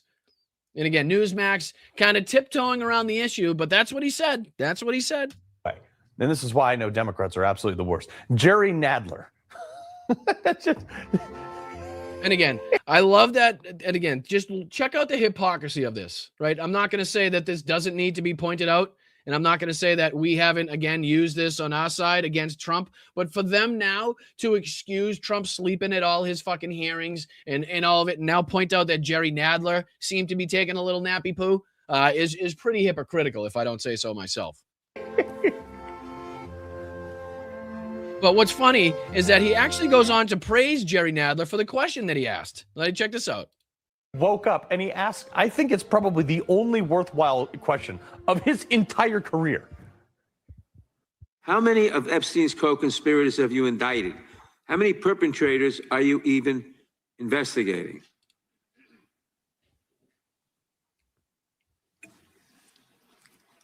First, you showed it. I find it. How many have you indicted? Excuse me. I'm going to answer the question. Answer my question. No, I'm going to answer the question the way I want to answer the question. No, Your you're going to answer the theatrics are question the way I ridiculous. asked it. Chairman Jordan, I'm not going to get in the gutter with these people. Yeah, you know, as much as I hate Democrats, it was a good question. And the answer is 0. So again, he started that whole fucking scene there with "I hate Democrats" or "Democrats are the worst," and then goes on to praise the Democrat for the question that he asked, only to then go on and fucking shun the person on his side of the party for the obscuring of answers that she didn't give. So again, how that lays on the feet of Democrats, and why you weren't actively calling out Donald Trump while he was snoozing and slobbering and shitting all over himself in his little fucking meetings that he's had. But you're quick to point this out, were you? So again, a bit of hypocrisy here from them as well. This should not be a partisan issue. This wasn't even the only clip, too. It's not even like this was the only clip. This is another one here from the fucking same Kyle Shigbee. And this is "Put These Pedos in Cuffs and Do Your Job, DOJ." That's the name of this one. And again, he's incensed. And he's so close. He's so fucking close. But I just don't think they're ever going to get to that point of being able to look and see what's directly in front of their faces. Check this out. Look, he's got Epstein. He's got Paulina Luna. He's got Ro Khanna, Thomas Massey. Why were names redacted from the Epstein files? Because there's an ongoing cover-up and conspiracy happening from the people that you put into power. Pretty simple. But are you going to say that? Here's what I don't understand, though. Why were these names redacted in the first place? What? And why did they tell us that there were no names if they were simultaneously redacting those names? They were lying to you. They were lying. They were lying. Why is the DOJ hiding any people's names? Why are they protecting these people? Because can I answer that one? I'll answer that one, Kyle. I'll answer that. Can I take that one? I know I've answered the last few, but I'm the only person on this show, so it's going to have to be me, even if you don't pick me. But anyways, it's because the person that's in charge right now, they're hiding the fact that there is close affiliation and close association between Donald Trump, the financial crimes, the sexual assault crimes, Jeffrey Epstein, Ghislaine Maxwell, and everybody else involved, and the president of the United States right now, who has the power to instruct all of these agencies to do his bidding, to, again, cover up what he wants to have covered up. And even though they've done a fucking shit job of it, it's still an ongoing and active conspiracy, considering nobody, like you're talking about right now, has been put in cuffs. Nobody, as far as the DOJ is concerned, has been responsible, or there's no evidence to suggest that anybody besides Ghislaine Maxwell and Jeffrey Epstein are involved.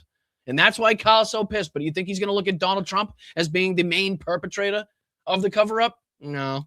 Massey asking the same question, posting that the Sultan was the one responding to an email in which Epstein claimed to have, quote, loved the torture video. Todd Blanche tried to run a cover saying, oh, the law requires redactions for personally identified information, including an email address. That was today. That's wrong. And the fact that he doesn't... So again, openly mocking, calling out Todd Blanche, not something you typically see on Newsmax. So are they getting closer to that point of being so enraged at the lies and so enraged at the lack of accountability that they're going to turn eventually? Or are they going to continue to go as close to the line as humanly possible without calling out the person most obviously associated and involved and capable of engaging in this cover-up? You know, because it's going to be pretty difficult for them to do that for the next 3 years, considering what we've already found out in the files and what we're definitely going to continue to find out from these files. Even know what the law is an even bigger problem. Community Notes got the Deputy Attorney General today. Got him good. Look, if he reads the Epstein Files Transparency Act, he would know that the... On Newsmax, talking about how Community Notes got the Deputy Director of the Department of Justice. I love it.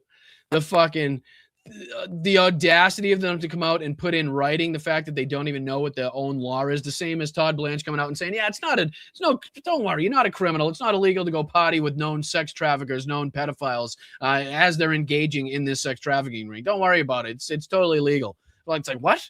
You don't even know the law? Ted Lieu, another instance in which he called Todd Blanche out on that one. Redactions only applies to the victims.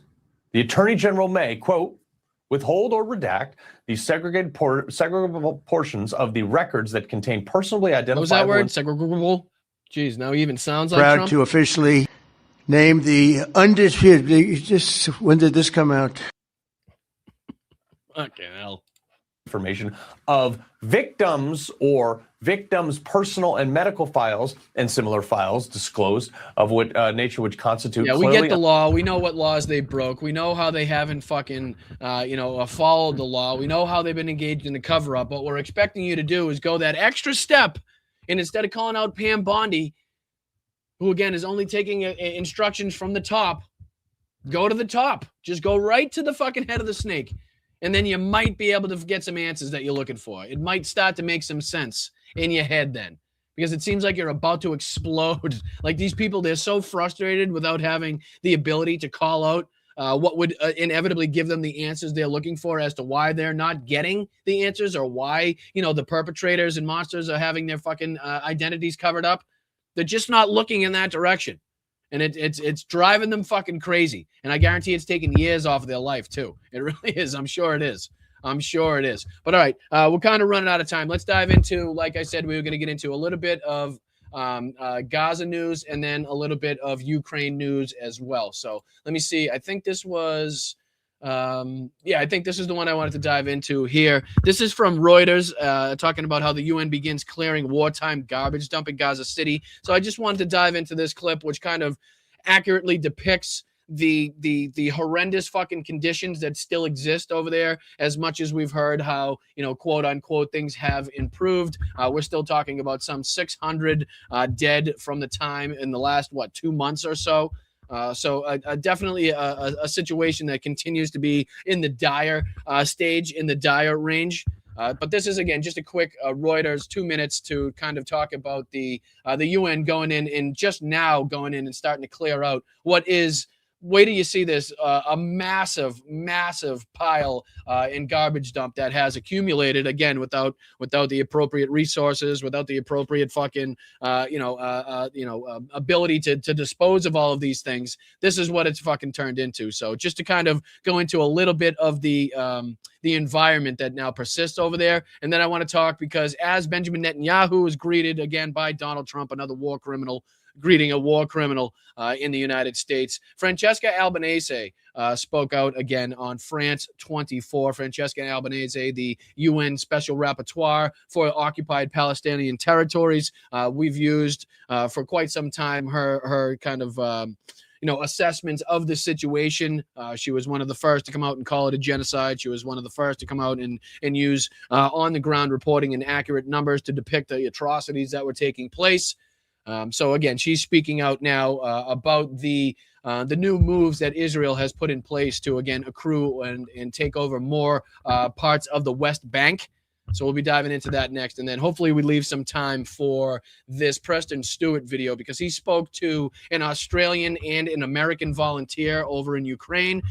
Both individuals, again, we don't usually get the opportunity to hear somebody that we can understand pretty plainly and clearly speak about the conditions, drone warfare. Typically it's either through translation or with a very broken English accent, through Ukrainian. So it's difficult to sometimes get the accurate depiction of what's going on. But he sat down with, again, an Australian and an American volunteer and got some pretty good insights as to what the front lines now look like, some of the tactics being used, how FPVs and drone warfare has changed what they go through, and just how dire, living in these conditions in the winter on the front lines is, as we've been talking about. We've been talking about how this is typically not a time conducive to large-scale action or, large-scale fucking incursions. You're typically trying to survive out there at 0 degrees, in frozen, cold, soaking wet, zero food, fucking zero, shelter to be in. So typically you're worried about more survival aspects than you are attacking in this area. But we'll dive into that if we leave time. But let's see if we can dive into this Reuters clip here that I want to go into. I appreciate you guys. Hit that like button. I'm Boston Brian. This is Blunt Politics. We're diving into as much as we could possibly get into in these shows. I don't want to, seem like I'm leaving any of these news stories out, because they're all hugely important. So I just wanted to dive into this aspect here of, again, the circumstances and the environment still inside of Gaza right now. So let's dive into this Reuters clip here. standing at around 42 feet high and more than 10 million cubic feet in volume. This massive wartime garbage dump in Gaza City poses environmental and health risks to Palestinians. Buried under all that trash is the once busy Fras Market, a historic quarter that served nearly 600,000 residents before the war. The United Nations Development Programme started an effort on Wednesday to clear the mound. Alessandro Marakic is the head of the UNDP Gaza office. And again, remember, this is just one aspect, talking about the living conditions, the environment. I mean, this isn't even going into the ongoing bombings, the ongoing atrocities that are still taking place, the ongoing famine, the ongoing fucking, confinement and taking over and seizure of the land. So this is just one small aspect. I don't want to make it seem like this is in any way encompassing the totality of the situation over there, because it's not. I want to make that very clear. This is just one aspect, again, to kind of dive back into, what's the environment is on the ground. And again, this is just one piece of that puzzle. Situation has been affecting all the people living in Gaza City, especially those living in this neighborhood who have been at risk of health concern. The ideal solution is to move all the waste from Firas and additional temporary dump sites to the main and again, I don't think any visual, check this out. Look at how big this is, right? I mean, let's see, what was the shot? Yeah, look at this shot here. I mean, that's the shot right there that really kind of puts it into perspective, right? I mean, just what we're talking about, the scale that we're talking about. This isn't just a little fucking area. This isn't a little pile. This is something that is striking, right? This is clearly sends a message as to the plight, or at least a fraction of the plight that has been seen in this area and is still ongoing to this moment. This massive... It's crazy, you know what I mean? And, I just wanted to kind of drive it home because this action has been recently undertaken by the UN to clear this mound. So again, I wanted to kind of bring everybody into the mold, into the story here of exactly what it looks like, what these people continuously have to struggle through, even above and beyond the treatment from the IDF, even above and beyond the bombings and the ongoing atrocities that still take place. Again, that will be talked about here because this is Francesca Albanese on with France 24. And they're talking about the recent measures undertaken by the Israeli government to allow more seizures of land, the more occupation. They go into it here, but again, it's prudent upon us to continuously be on top of the movements and the ongoing nature of what's taking place, especially as we're talking about Netanyahu coming over in meeting with Donald Trump again. The propaganda that will ensue and surely be on places like Twitter and other social media sites because of his arrival, because of his meeting, needs to be fucking fought against. So again, this is UN Special Rapporteur for Occupied Palestinian Territories, Francesca Albanese, speaking with France 24. And again, this is just a short clip from this interview, and then again, we'll dive into some of the frontline environment, the frontline situation going on with the interview that Preston Stewart did, that I think is pretty good, pretty well done, pretty insightful, and pretty easy to follow considering some of the other interviews that we've taken a look at. So let's dive into this one real quick from Francesca, and then we'll finish with Preston Stewart. Appreciate you guys. So on February 8th, the Israeli government took several steps to strengthen its control over the West Bank, facilitating land purchases, allowing Israel to seize control of facilitating land purchases and allowing more territory to be seized by the Israeli government. Yes, under control of the Palestinian authorities, including religious sites, and also gaining greater leeway to demolish Palestinian structures. In a joint statement, foreign ministers of 8 Muslim-majority countries strongly condemned what it calls illegal measures aimed at imposing Israel's sovereignty over the West Bank. What is your reaction to the latest move by the Israeli government? Yeah, this is absolutely worrisome because of at least 3 reasons. What Israel is doing is illegal in and of itself.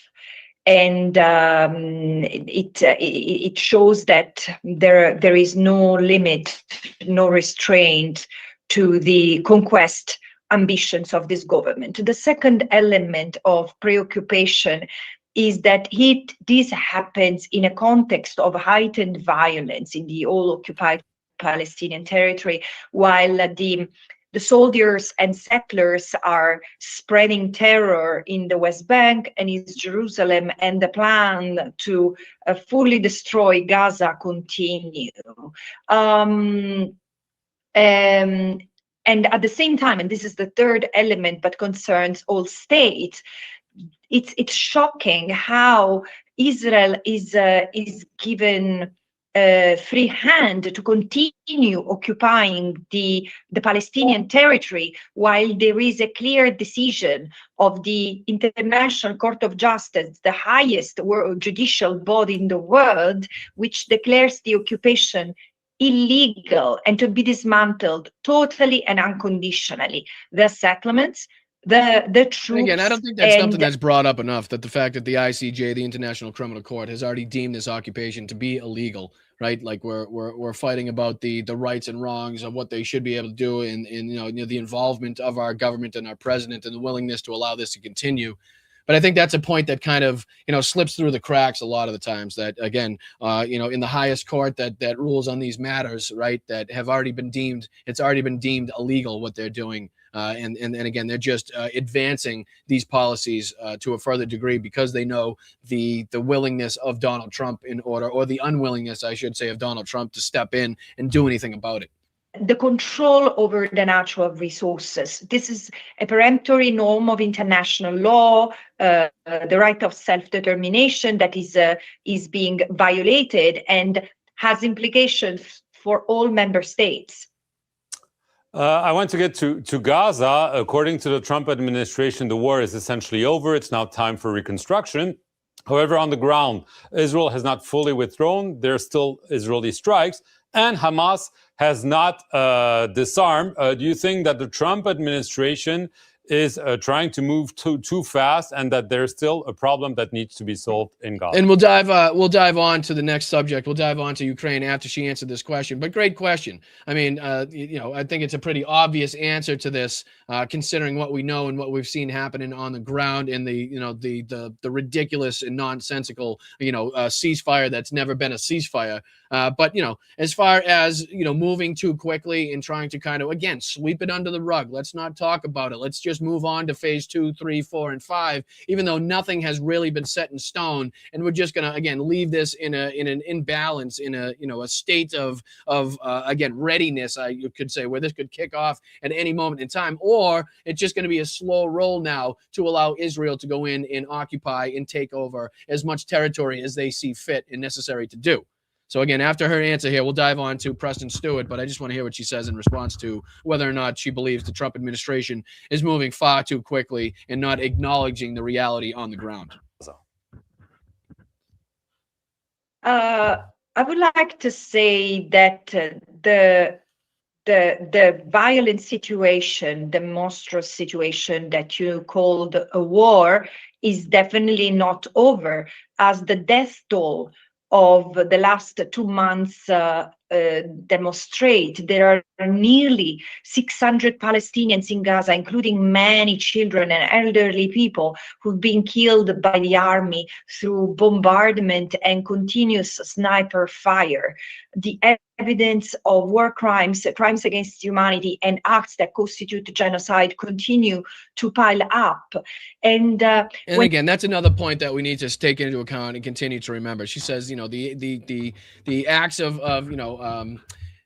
war crimes continue to pile up. Acts against humanity continue to pile up. They may not be happening at the same rate as they once were, but that doesn't mean that they're not happening at all. So, we try to, again, touch upon this as much as humanly possible while still covering everything happening in the United States, as important as these situations are, the same way that we try to, as much as we possibly can, involve coverage of what's happening between Russia and Ukraine, obviously, to keep that in the limelight, to keep that in the spotlight, to keep us thinking about all of these important things that continue to happen around the world. But again, this is the most clear-cut and the most easily understood kind of description of what's been taking place on the front lines as of late.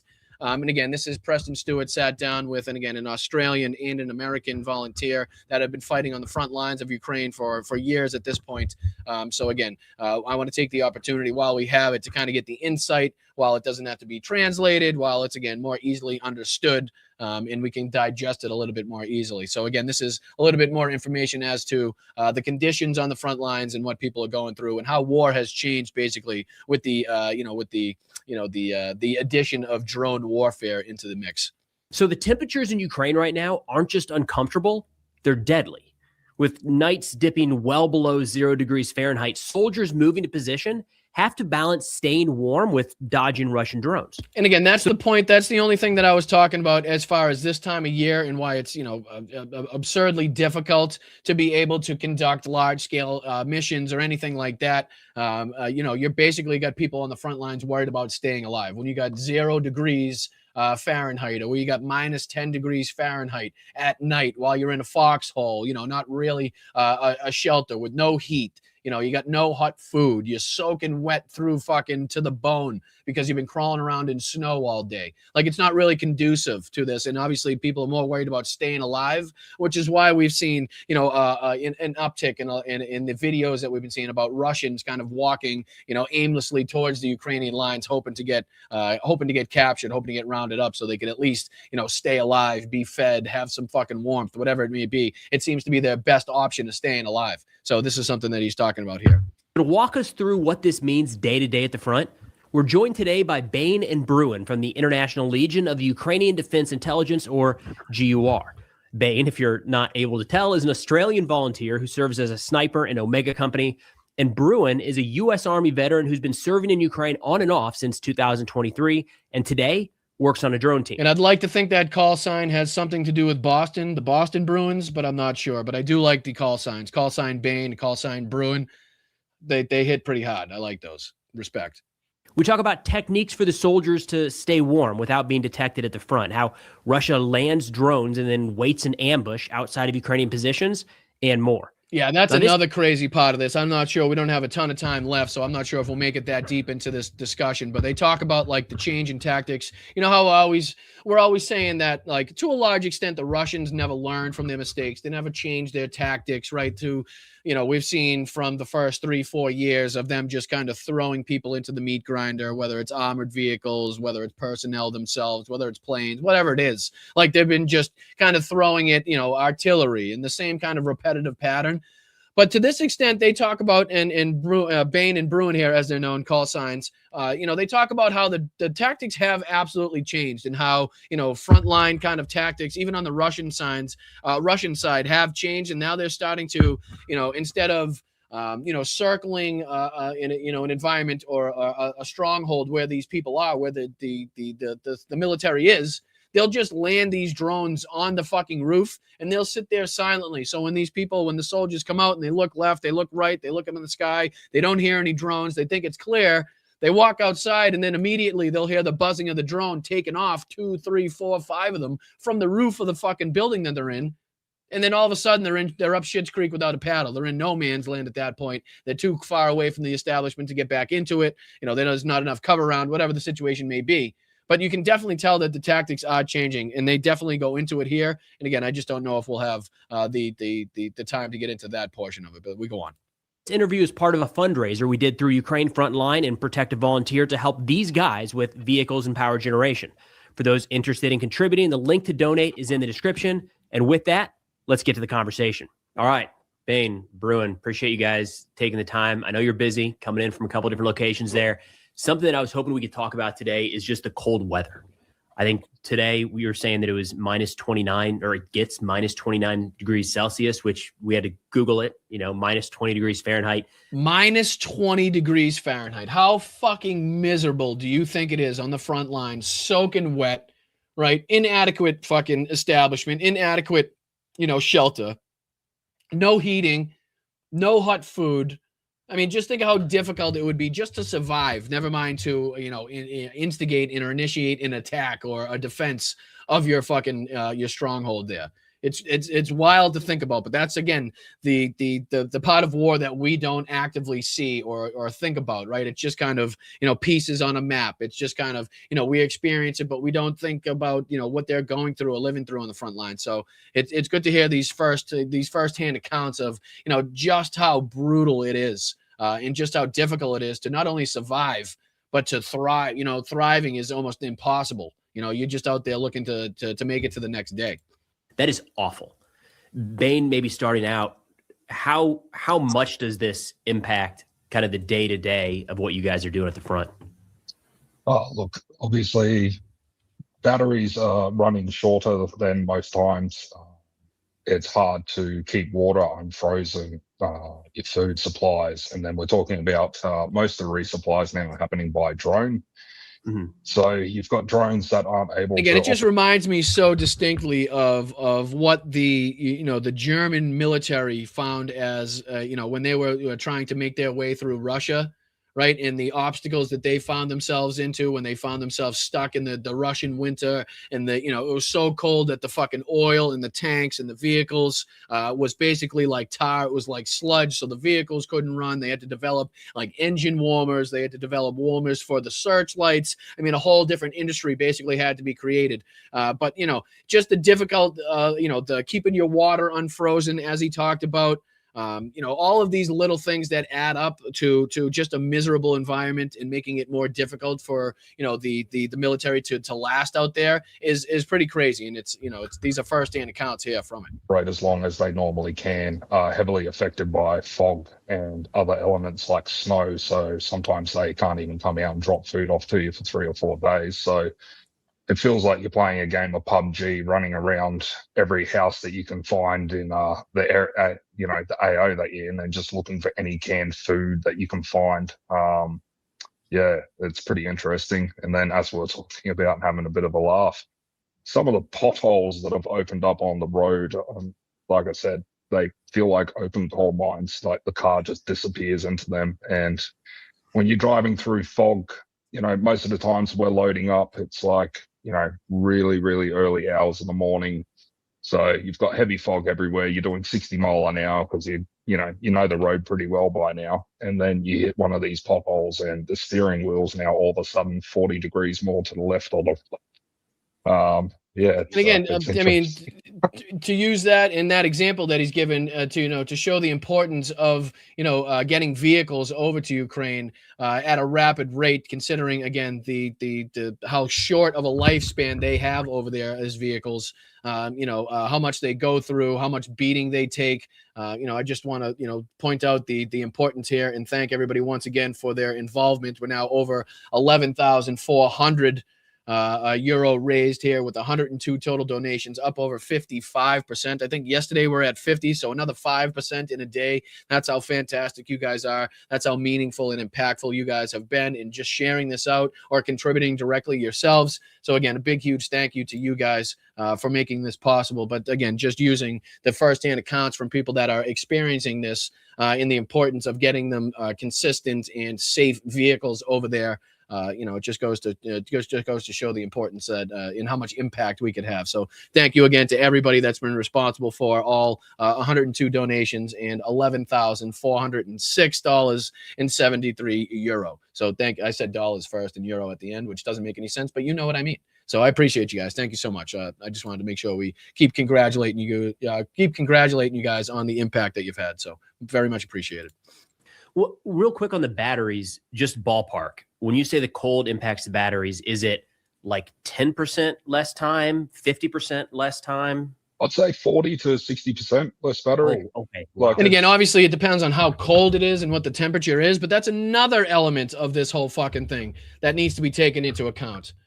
Just think of how much is run off of battery power now, right? Just think of how much we rely off of battery power. And again, you guys know, anybody that lives in a cold region, when it's really, really cold, the battery on your car doesn't work as well. The battery on your phone doesn't last as long. Everything, whether it's searchlights, whether it's no matter what it is, if it's exposed to extreme cold for any period of time, it doesn't have the efficiency that it once had.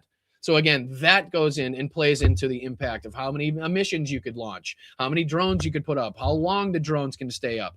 So all, your video equipment, whatever it may be, anything that you're using to stay alive that has to do with communications or, heating out, whatever it may be that's run on battery power, has to be taken into account when it's cold, when these conditions like these are, when they're facing these conditions like this on the front.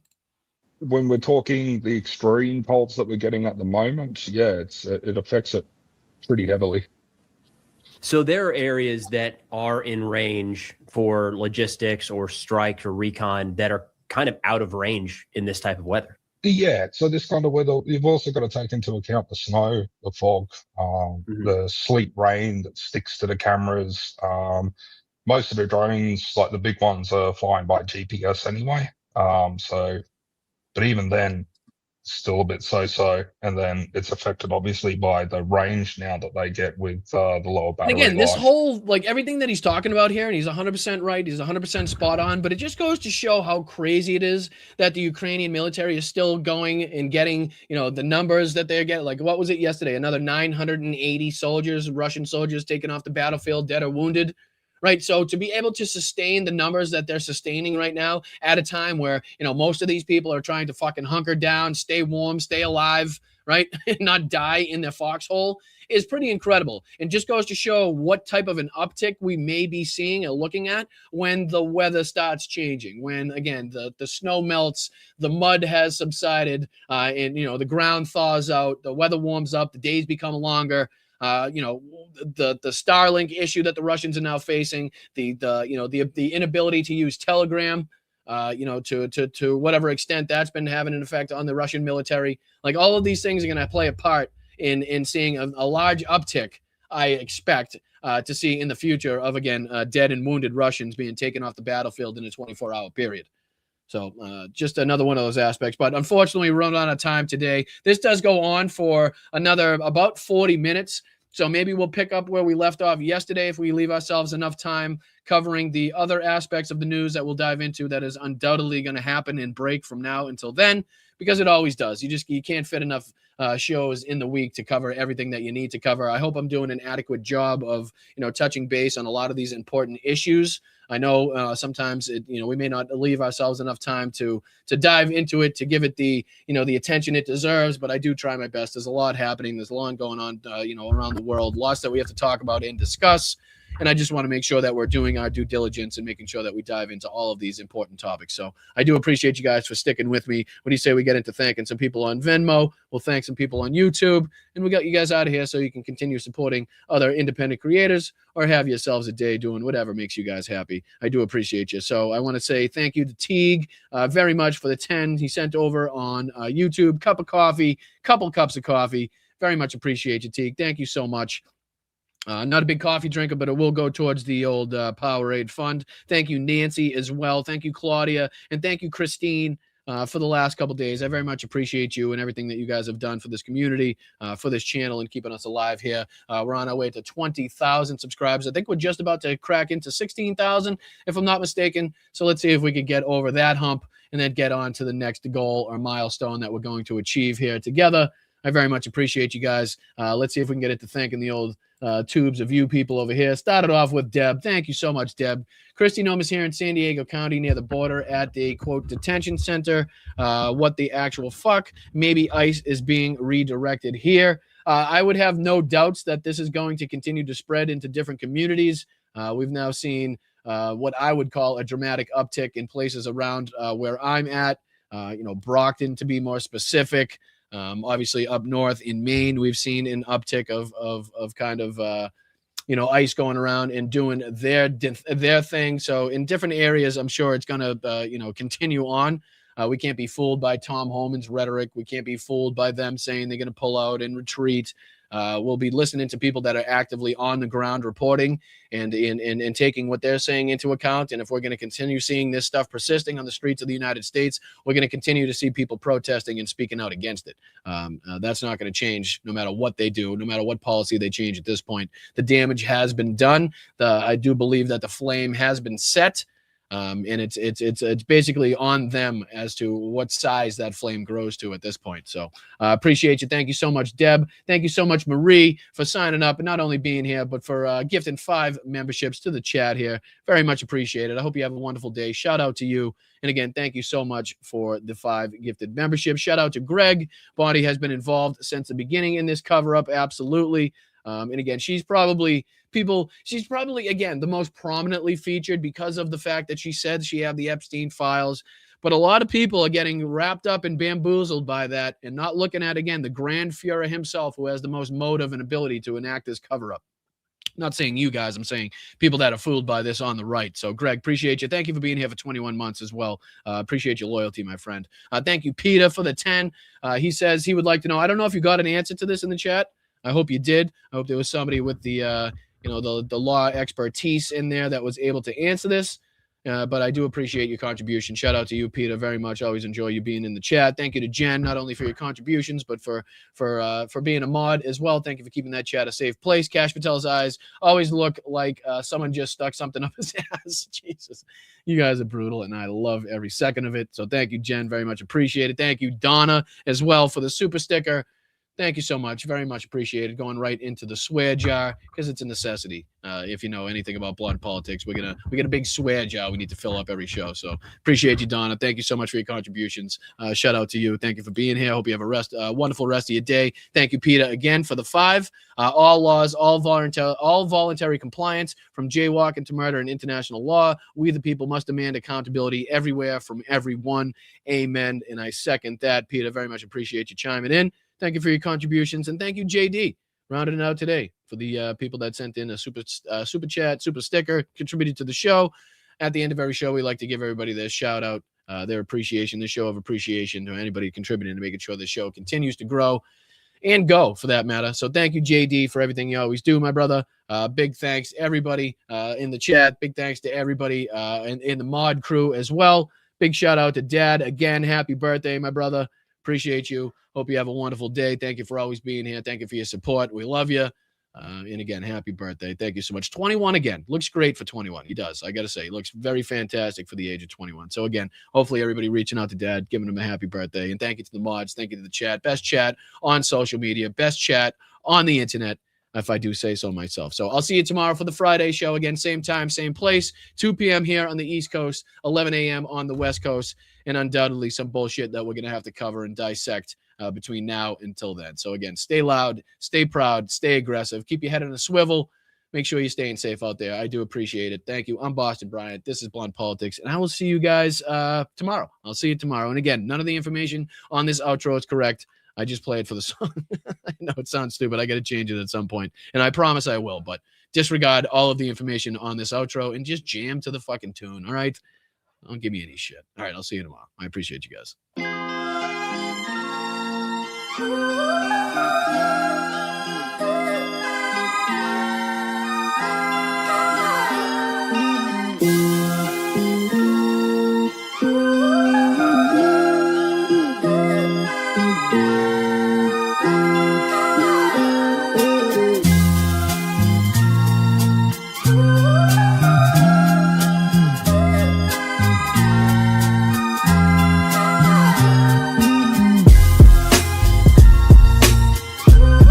To officially name the undisputed, when did this come out?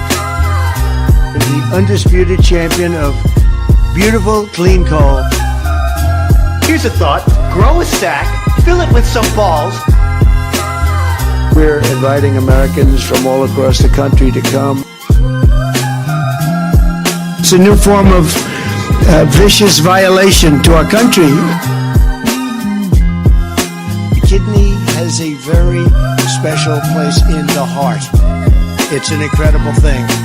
Nothing bad can happen. It can only good happen. God bless the United States. For minors, do we love minors? I love minors. You'll have a group of Venezuelan killers, street gangs, occupying the town with MK-47s. I know that gun very well. I got to know it very well. I've become an expert on guns.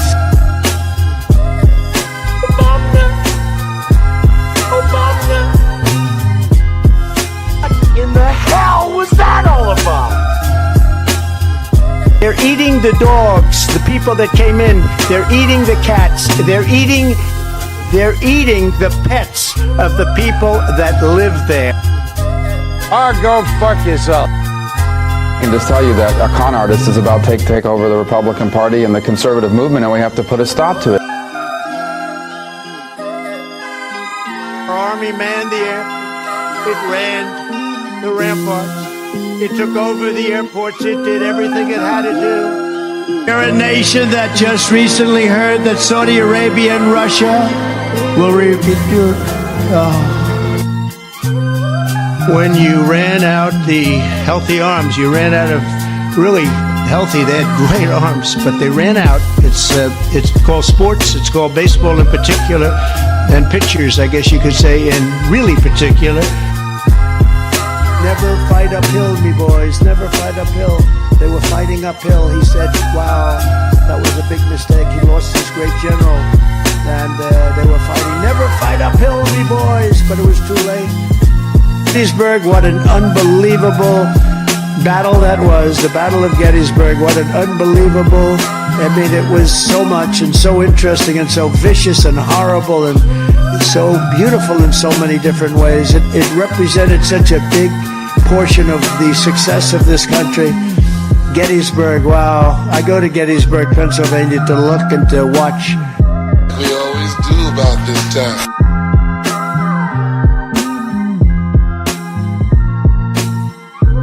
Get off my plane. I ain't falling for no banana in my tailpipe. I'm standing up here bashing the living shit out of Nazis. Cacophony, a crescendo, a finale, a coup de grace. Refer to my hands. If they're small, something else must be small.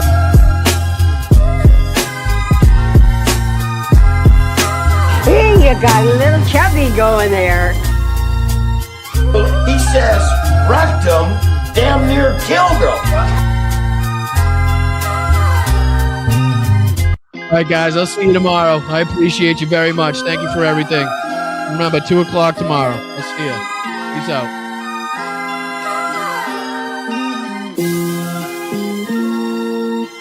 The big, fat, sloppy United States.